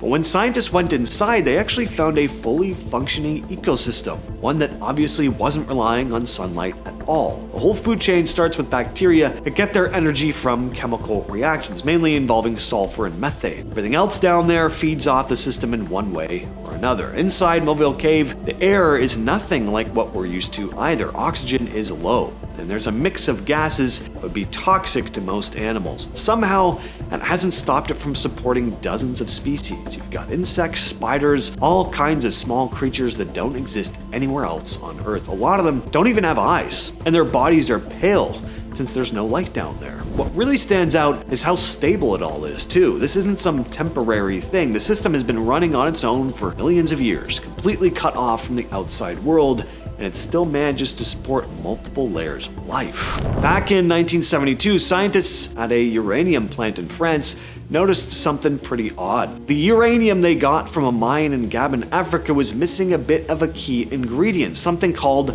uranium-235. That's the part of uranium that can create energy in nuclear reactors. So they tracked it back to where it came from, a place now called the Oklo Natural Nuclear Reactor. And what they found was pretty incredible. A long time ago, about 2 million years back, that spot basically turned into a natural nuclear reactor. The rock there had enough of that special uranium in it. Water from underground flowed through the rock, and that water helped slow things down just enough for a reaction to start. It didn't run non-stop. It would turn on, for lack of a better term, when water was there, and then shut off when the water drained away, over and over. And the chances of these ultra-specific conditions occurring in nature is just minuscule. That's what makes this so amazing. Since the James Webb Space Telescope started sending back deep space images, astronomers have been looking at galaxies from very early on in the universe's history, just a few 100 million years after the Big Bang. What they expected to see were small, still forming galaxies. Not fully developed or very massive yet, but what Webb is actually picking up is different. Some of these early galaxies already look large, organized, packed, full of stars. In some cases, they look more developed than models said they should be at that point in time. Astronomers have checked distances using how the light is stretched over time, and those measurements still point to these galaxies being extremely far away and extremely early. So the issue is not bad data. What's going on though? Well, it seems like galaxies were able to form and grow much faster in the early universe than we thought. In the early days of the universe, about 1 billion years after the Big Bang, James Webb spotted something unexpected: tiny glowing crimson pinpricks. Astronomers simply called them little red dots. Based on their light, these dots seem to be small galaxies packed with an impossible number of stars, so many that they shouldn't have been able to form that quickly. But there was an alternative theory. Those red glows might not be stars at all, but rather gas falling into massive black holes. To figure it out, researchers pointed the Chandra X-ray Observatory at them. The logic was, if these were massive black holes, they should be blasting out high-energy X-rays. But when the data came back, Chandra saw nothing. There were no X-rays detected from most of these dots. This created a massive contradiction. If they are galaxies, they contain way too many stars for their age. If they're black holes, they are X-ray faint, which goes against almost everything we know about how black holes behave when they're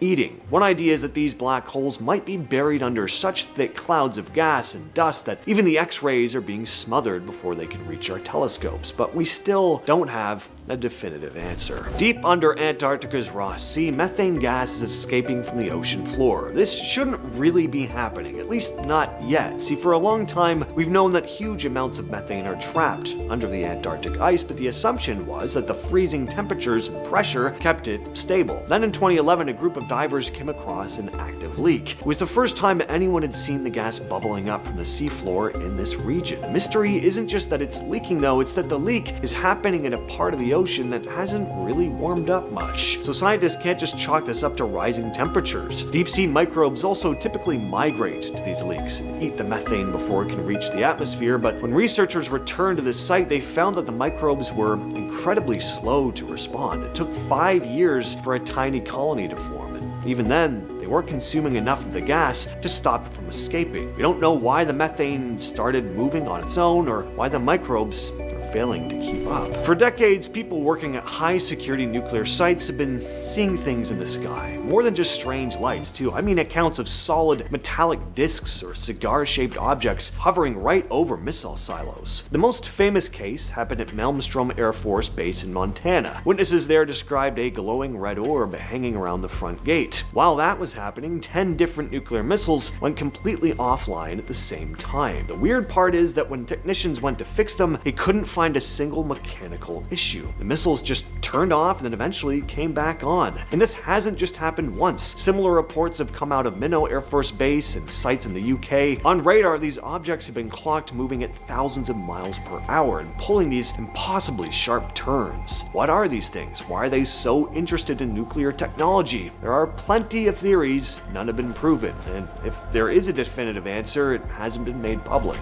For a long time, the rulebook for life on Earth was was pretty simple. You need sunlight to make oxygen. Plants, algae, and certain bacteria soak up the sun and pump out the air we breathe. But in July 2024, a team of researchers realized that rule doesn't apply to the deep ocean. While studying the seafloor over 13,000 feet down in the Pacific, they found that oxygen levels were actually increasing in total darkness. There is zero sunlight at that depth, so photosynthesis is impossible. The culprits behind this are these small rocks called polymetallic nodules. They look like pieces of coal, but they're packed with metals like cobalt, nickel, and manganese. And when researchers tested them, they found these rocks were carrying an electric charge. The voltage is high enough to trigger a process that splits water molecules into hydrogen and oxygen. This is a pretty incredible discovery. It means that oxygen can be produced purely by geology without any help from living organisms or the sun. It really challenges the entire timeline of how we think of life beginning, because it means that oxygen-breathing creatures could have evolved long before the first plants ever showed up. There's a massive structure in deep space that is currently breaking our understanding of how the universe is put together. It's called the Giant Arc, a string of galaxies that stretches over 3 billion light years across. To put that in perspective, it would take about 20 of our own Milky Way galaxies lined up end to end just to cover the width of this thing. The reason this is such a headache for astronomers is because of something called cosmological principle. This is a fundamental rule of physics, which states that when you look at the universe on a large enough scale, everything should look more or less the same. Matter should be spread out relatively evenly, but this thing is basically a giant clump. It's like looking at a calm ocean, then suddenly seeing a single wave that's just 5 miles high for some reason. Scientists aren't really sure why. In 2024, scientists in India published their findings on a prehistoric monster that makes modern anacondas look like garden snakes. They found the remains of Vasuki indicus, a snake that lived about 47 million years ago. Based on the size of its vertebrae, they estimated this thing could reach up to 50 feet in length. Finding a giant fossil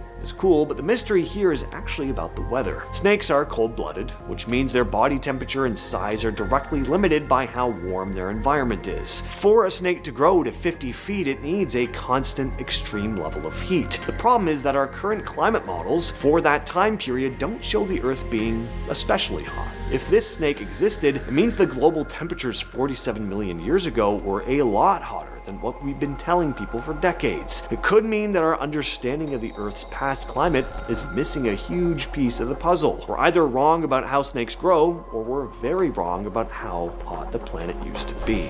In late 2025, astronomers got to watch a black hole do something that had never been seen before. The normal version of events goes like this. A black hole gets close to a star, tears it apart, huge flash of light and energy, done. The whole thing is fast, it's violent, and it follows a pretty predictable pattern. This one, called AT2024TVD, did not do that. It destroyed the star and then went completely dark, and months passed. Then out of nowhere it started firing off these rapid, intense bursts of radio signals, basically spitting out the leftovers of the star it had already eaten way after the fact. That's not how it's supposed to work. When a black hole shreds something, the energy is supposed to release right then and there. The material isn't supposed to just sit there waiting, but somehow something held it in place and then let it all go at once. Months later. It's the first time scientists have ever seen something like this. In a remote cave in South America called Cueva Honul 1, there's a series of paintings that carbon dating shows to be over 8,000 years old. That's pretty cool, but it's not actually the strange part. For 3,000 years, different groups of people came to this cave and drew the exact same patterns, using the same pigments and the same styles. I mean, think about how much human culture can change in just 100 years. But for 130 generations, these nomadic people repainted these designs without any variation. There was no written language to record the rules of the art, and these groups were constantly moving. Scientists can't quite explain how a society stayed that culturally rigid for not hundreds, but thousands of years. When a body is buried, the brain is usually the very first thing to disappear. I mean, it's soft, it's full of water, it just breaks down almost instantly, but a massive study recently archived over 4,400 ancient human brains that have survived for thousands of years. The weirdest part is that in many of these cases, the brain is the only thing left. I mean, the bones are still there, but the skin, the muscles, and organs have all rotted away. Usually, for a brain to be preserved, you need extreme conditions like freezing, or you gotta intentionally mummify it, but these brains were found in all sorts of environments: shallow graves, shipwrecks, open fields. One theory is that certain things in the soil can react with the fat in the brain tissue, slowly turn it into this kind of waxy solid, but even if that's what's going on, still doesn't explain why, in these cases, it only happened to the brain. The muscles and organs sitting right next to it in the same grave decomposed, so why just the brain? There's something called dark energy that physicists have been fairly confident about for a while now. It's basically an invisible force that works like the opposite of gravity. Instead of pulling things together, it pushes everything apart. The assumption's always been that it's a constant. Same strength yesterday, same strength today, same strength a billion years from now. But in 2025, a massive project that spent years mapping the cosmos released its data, and it's suggesting that might not be true. The numbers are pointing to dark energy changing over time.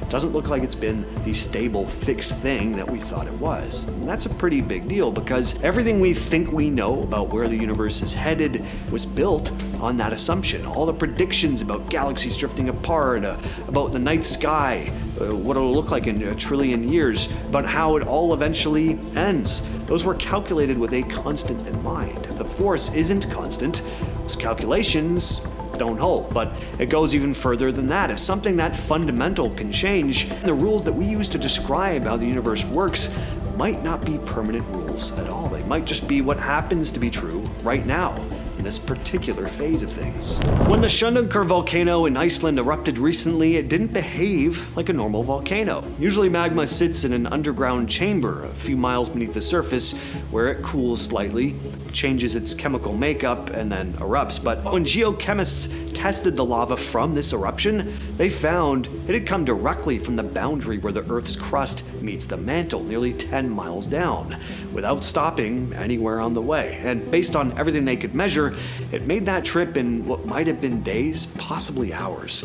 Basically, it shot up incredibly fast. The reason geologists find this genuinely alarming is that every early warning system we have for volcanoes is based on magma moving slowly, and that slow movement is what gives us days or weeks to react. If the Earth can just shoot out magma straight up through a hidden vertical tunnel in a matter of hours, there would be nothing to detect until it was too late. And these tunnels probably aren't unique to Iceland. They could be sitting under other volcanoes right now.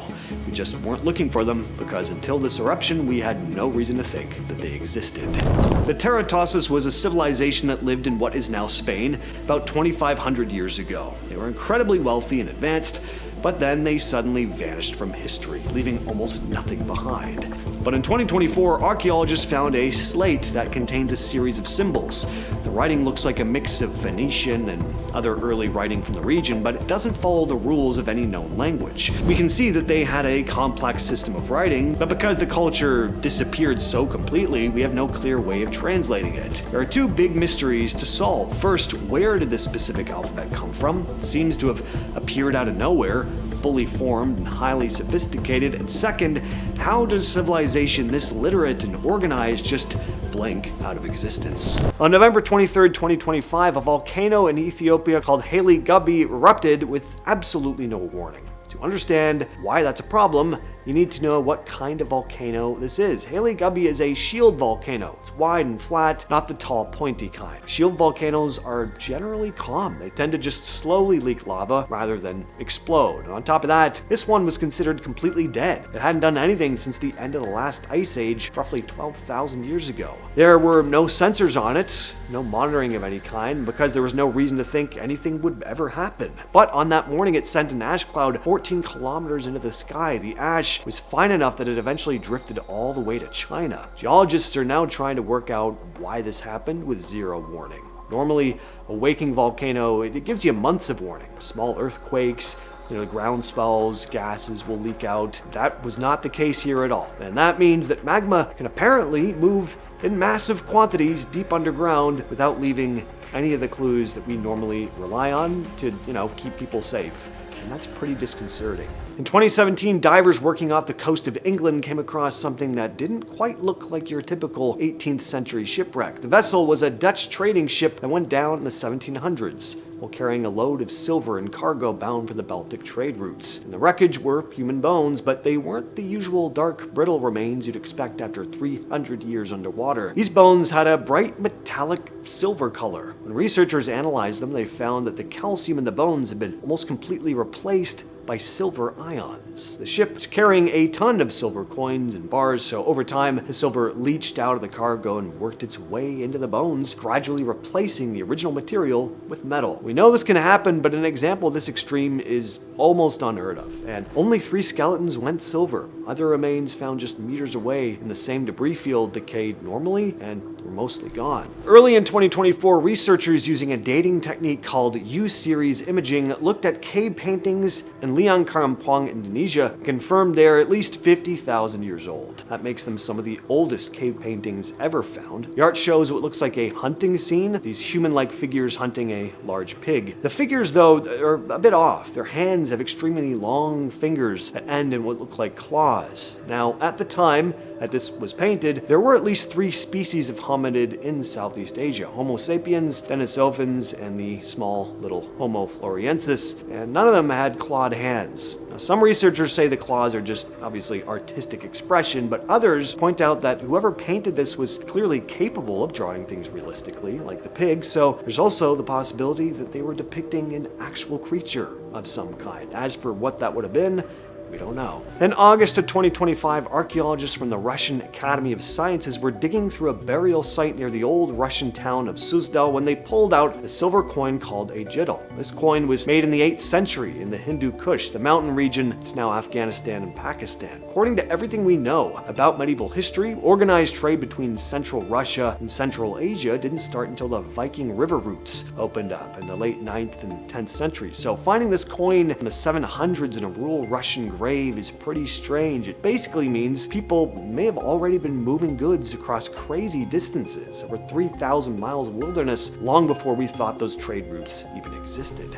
In 2007, astronomers working with a radio telescope in Australia picked up something they've never seen before. It was a burst of radio energy that lasted just a few milliseconds, and then it was gone. At first they thought it was interference, something man-made, maybe a satellite, equipment noise, but then it happened again and again, and these things are now called fast radio bursts, or FRBs. They are insanely powerful. In the time it takes to blink, a single FRB can release as much energy as the sun does in days or even weeks. And they're not coming from nearby. These signals are coming from other galaxies billions of light years away. For a while, scientists thought they were one-off events, something catastrophic like a star collapsing or a neutron star collision. But then in 2016, they found one that repeats. Same location, sending out bursts over and over again. That completely broke the original theory. Since then, we've traced some FRBs back to magnetars, which are highly magnetized neutron stars. That explains a few of them, but not all. Some bursts behave differently, different patterns, different energy levels. Right now, we don't have a single explanation for all of them. In forests across the world, scientists have discovered vast underground networks formed by fungi known as mycorrhizal networks, which connect the roots of different trees and plants. Through these networks, species like Douglas fir and paper birch trees have been observed exchanging nutrients, particularly carbon, depending on seasonal needs. In controlled studies led by researchers like Suzanne Simard, trees were shown to send chemical warning signals through these fungal connections when under attack from insects, allowing neighboring trees to increase their own defenses before being affected. While the existence of these networks is now widely accepted, the full complexity of how information and resources are shared is still being studied. Some interactions appear almost coordinated, suggesting forests may function less like separate organisms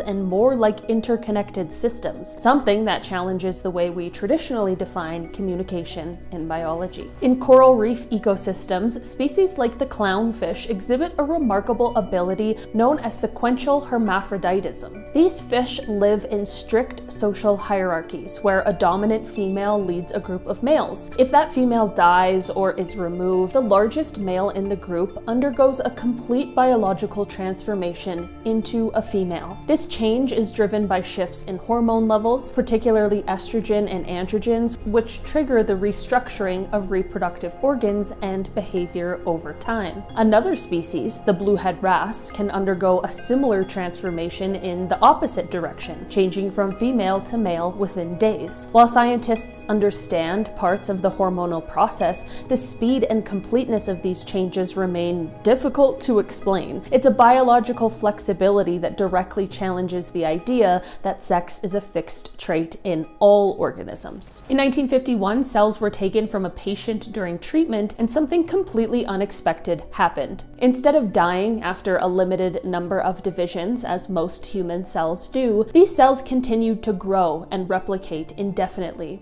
Known as HeLa cells, they are still active today and have been used in countless scientific studies around the world. While scientists understand that certain mutations allow these cells to bypass normal limits, the full reason for their resilience and continued survival is still not completely understood. In a way, they represent a form of biological immortality, raising questions about what truly defines life and death at the cellular level. In laboratory experiments, scientists have studied Physarum polycephalum, a slime mold that exists as a single-celled organism with no brain or nervous system. Despite this, it has demonstrated the ability to solve complex problems, including navigating mazes and finding the most efficient path between food sources. In one widely known experiment, researchers recreated the layout of Tokyo using food sources, and the organism formed a network that closely matched the city's real-world rail system. Even more surprising, studies published in journals like Proceedings of the Royal Society B showed that the organism could anticipate recurring environmental events and adapt its behavior accordingly. When two slime molds merge, they can even transfer learned information to the other. Scientists still don't fully understand how this is possible without any centralized processing system, making it one of the most compelling examples of intelligence emerging in a form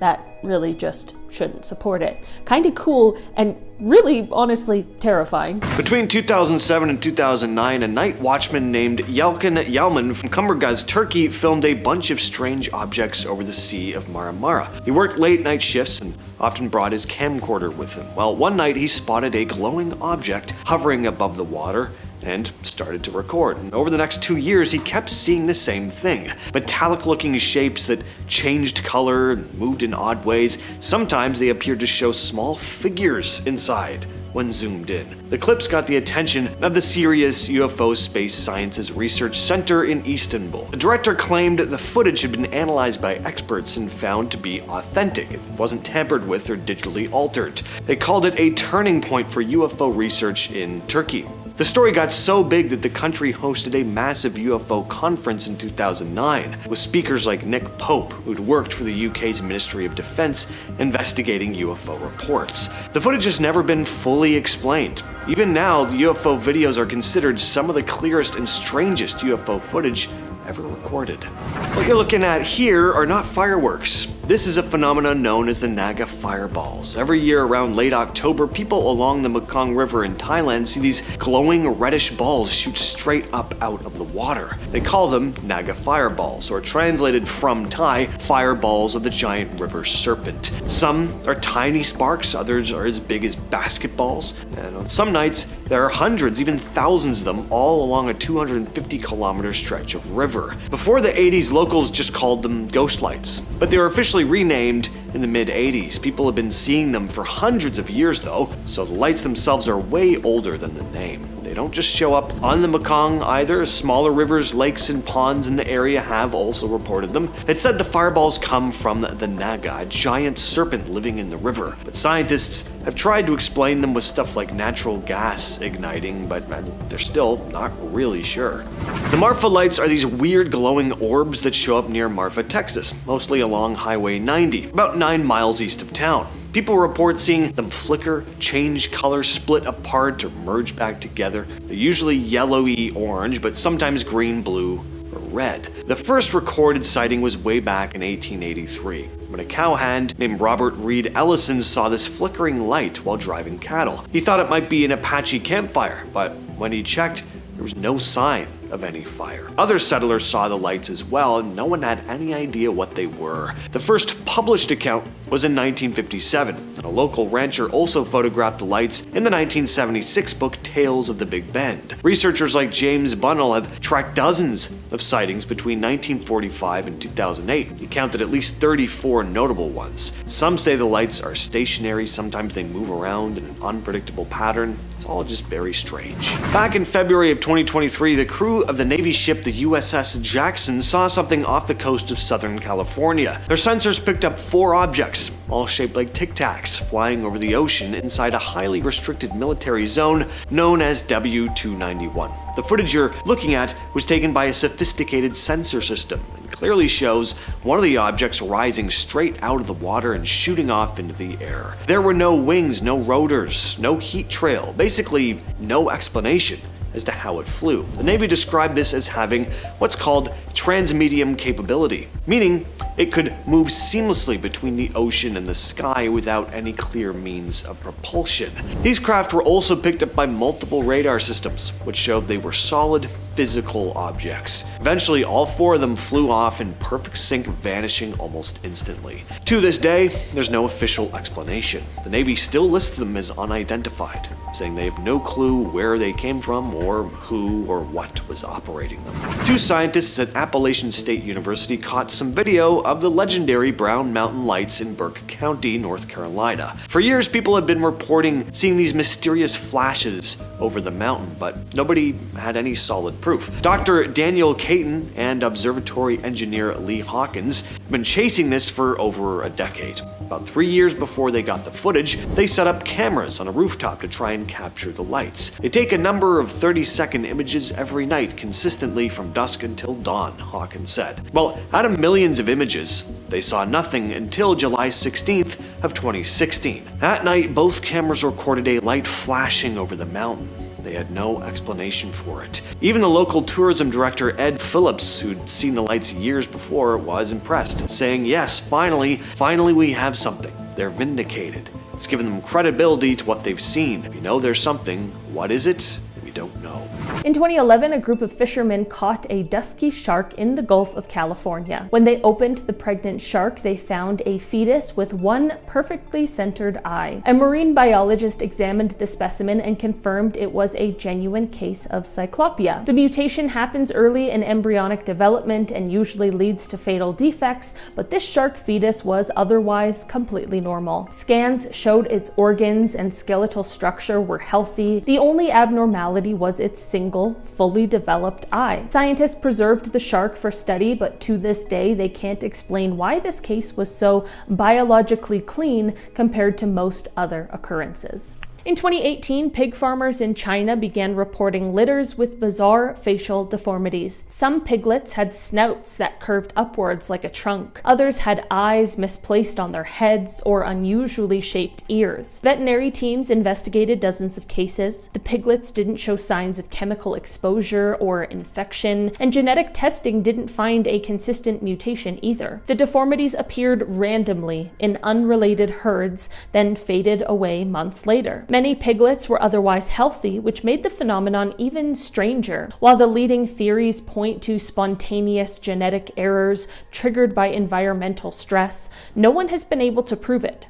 To this day, it's one of China's most unexplained farm animal anomalies. Two-headed snakes have fascinated and unsettled people for decades, but what makes some of these cases truly mysterious isn't just their appearance, it's how they survive. In 2019, a two-headed copperhead snake was found in Virginia. Instead of dying after a few days like most do, it lived under observation for months. Both heads were fully functional and shared one body, constantly competing over food and movement. This condition, called bicephaly, is rare but well documented. What scientists can't fully explain is how some of these snakes develop coordination between the two heads. A few have survived over a decade in captivity. The neurological adaptation required for two brains to share one body and function well is still not understood. In 2015, marine biologist David Gruber made a discovery in the Solomon Islands that left researchers speechless. While diving at night, his team encountered a glowing hawksbill sea turtle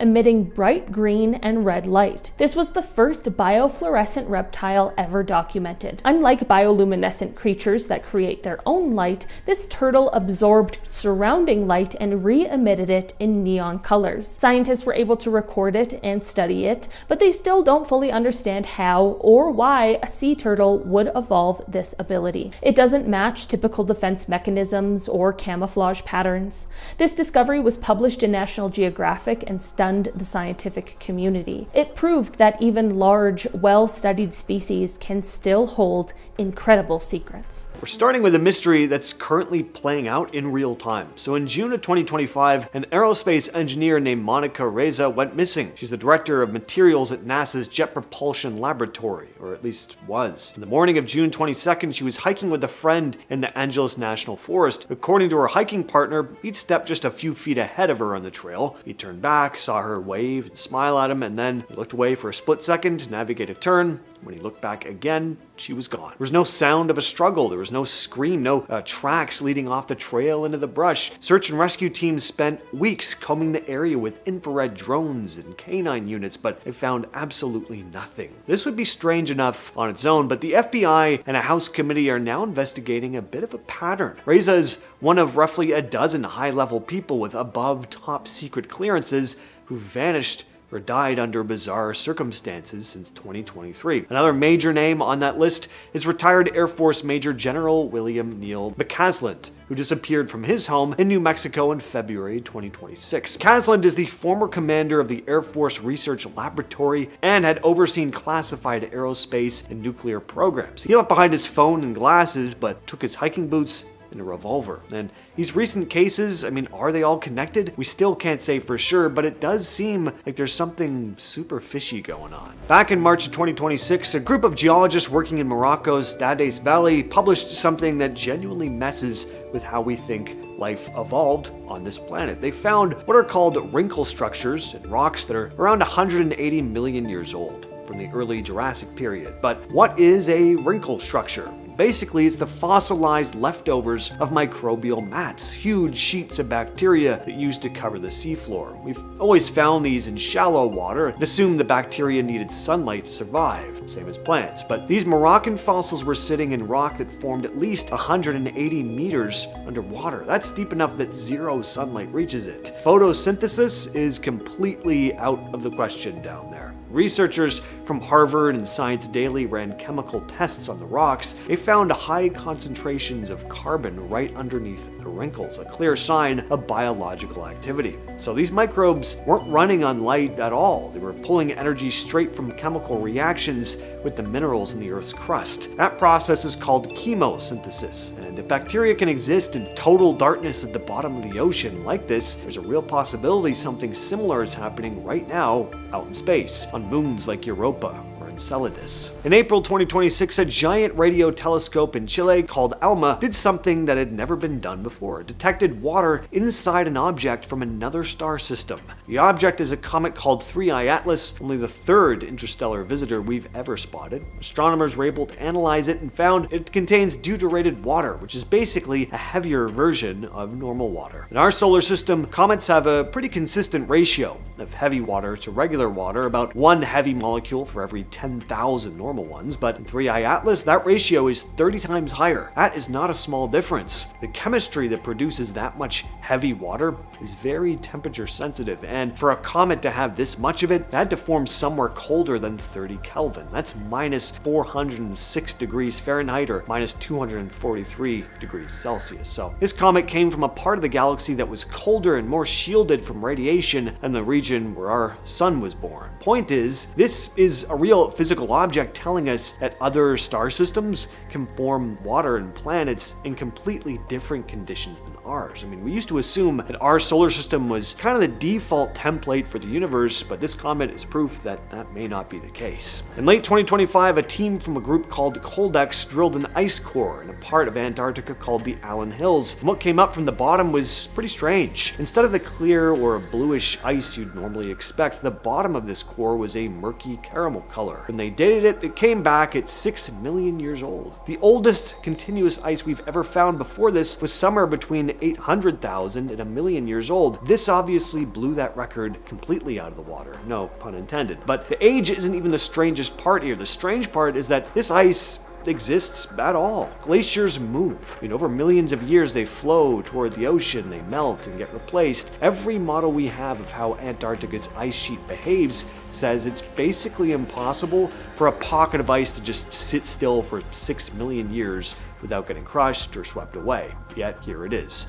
A team led by researchers from Oregon State University and Woods Hole Oceanographic Institution found that this ice has air bubbles trapped inside it from the Miocene epoch, a time when Earth was warmer and sea levels were much higher. Scientists think the shape of the mountains surrounding the Allen Hills might have created a kind of sheltered dead zone where that ice was just left alone for millions of years. In January 2026, a team working with Nippon Foundation, Necton Ocean Consensus confirmed a new species. They're calling it the death ball, a carnivorous sponge found more than 3,600 meters down in the South Sandwich Trench, which sits in the South Atlantic Ocean. Normal sponges are passive things. They sit on the seafloor, they filter tiny particles out of the water, but the death ball is completely different. It's a perfect sphere covered in thousands of tiny hooks, almost like Velcro. And when a small fish or crustacean brushes against it, it gets stuck. Then the sponge's own cells slowly crawl over the prey and digest it alive.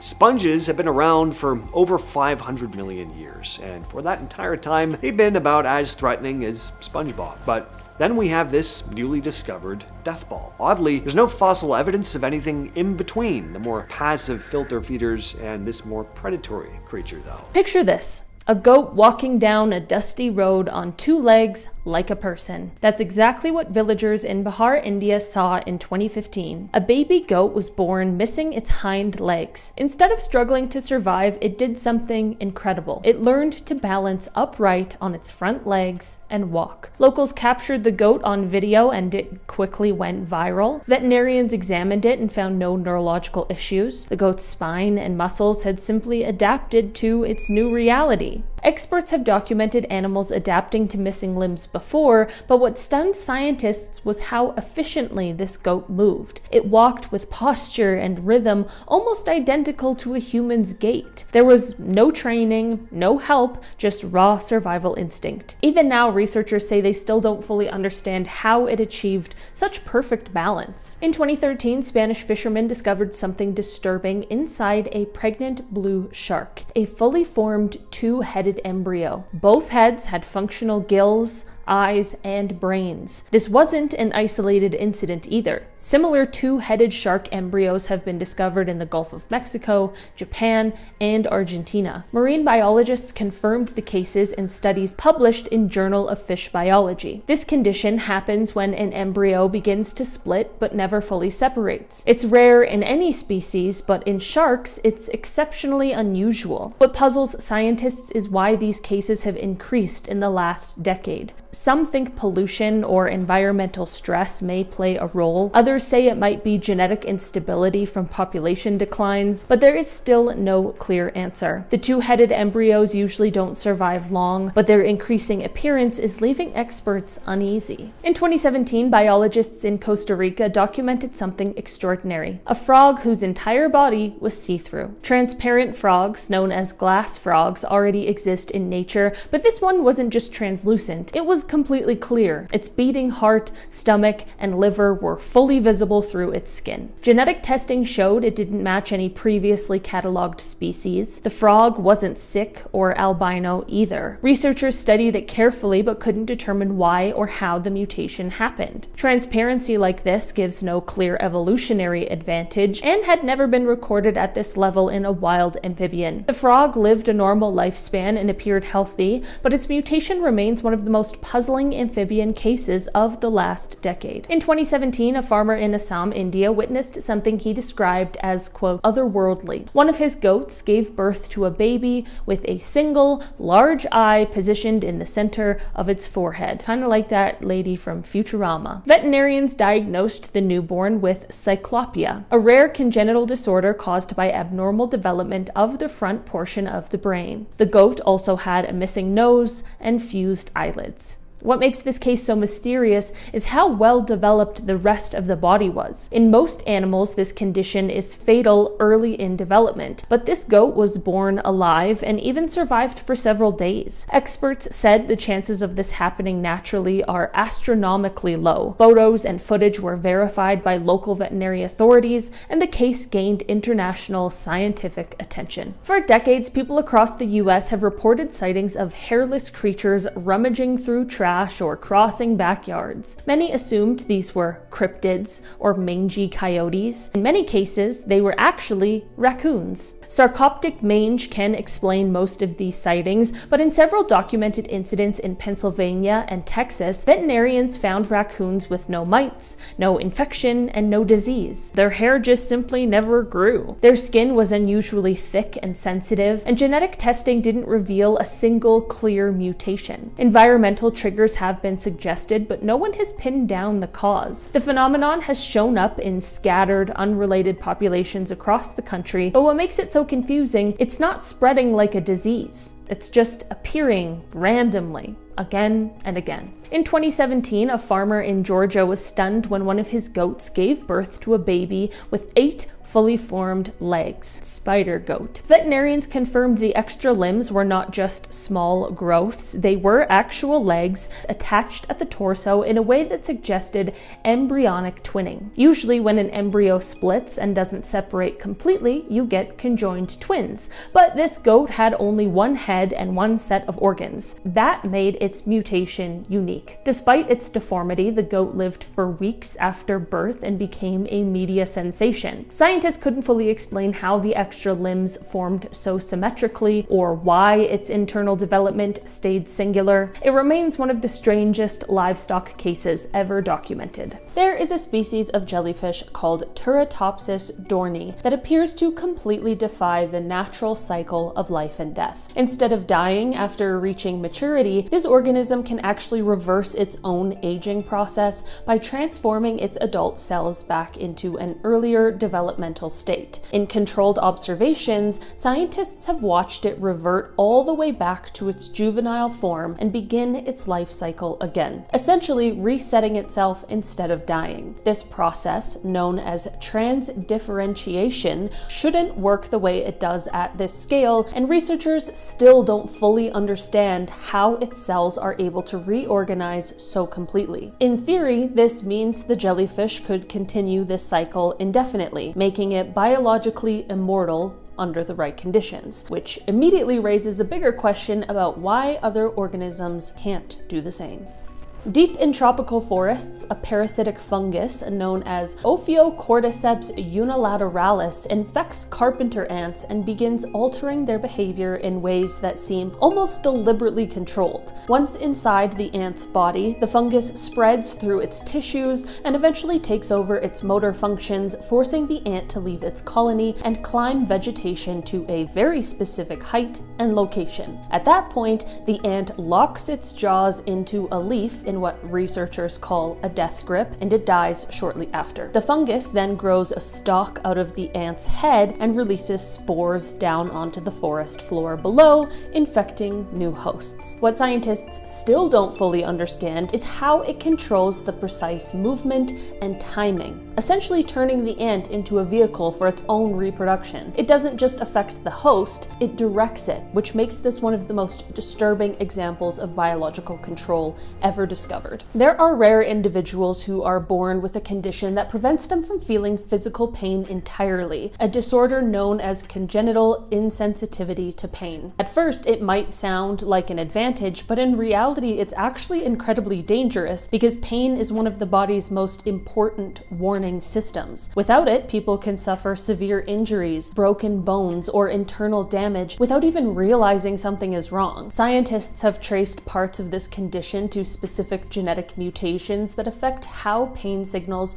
are transmitted. But what remains unclear is how the rest of the nervous system continues to function normally while completely disabling such a critical survival mechanism. It's a reminder that even something as fundamental as pain isn't fully understood, and that the body can operate in ways that don't follow the rules we expect. In 1956, scientists studying canned meat that had been sterilized with radiation discovered a bacterium that should not have survived at all. This organism, later named Deinonychus radiodurans, is now known as one of the most radiation-resistant life forms on Earth. It can survive exposure to radiation levels thousands of times higher than what would be fatal to humans by rapidly repairing its DNA after it has been shattered into fragments. What makes this even more confusing is that its natural environment doesn't typically expose it to extreme radiation, leaving scientists to question how such a powerful repair system evolved in the first place. Some researchers believe its resilience may have developed as a byproduct of surviving extreme dehydration, but even that doesn't really fully explain its capabilities. It's an organism that continues to challenge our understanding of how life adapts and how far those limits can really go. In one of the most shocking medical cases ever recorded, a man went to the hospital with relatively mild symptoms, only for doctors to discover that the majority of his brain was missing. His skull was largely filled with fluid, and the remaining brain tissue had been compressed into a thin outer layer. Despite this, he was living a functional life. He was able to speak, work, and carry out daily tasks. This completely contradicts what we understand about how the brain is supposed to operate, where specific regions are responsible for specific functions. Scientists believe the brain has some ability to adapt and reorganize, but not to this extent. Cases like this suggest that the brain may be far more flexible than we ever imagined, which opens the door to questions we don't yet have an answer for. Tardigrades, often called water bears, are microscopic organisms that can survive some of the most extreme conditions known to science, including the vacuum of space. When faced with environments that would normally be fatal, they enter a suspended state where their metabolism nearly stops, allowing them to endure extreme heat, freezing temperatures, intense pressure, and radiation. Scientists have exposed them to outer space directly, and incredibly, many of them survived and continued functioning afterward. While researchers have identified certain protective proteins and mechanisms, the full process that allows them to endure such extremes is still not completely understood. Their existence challenges the idea that life is fragile and suggests that it may be far more adaptable than we ever assumed.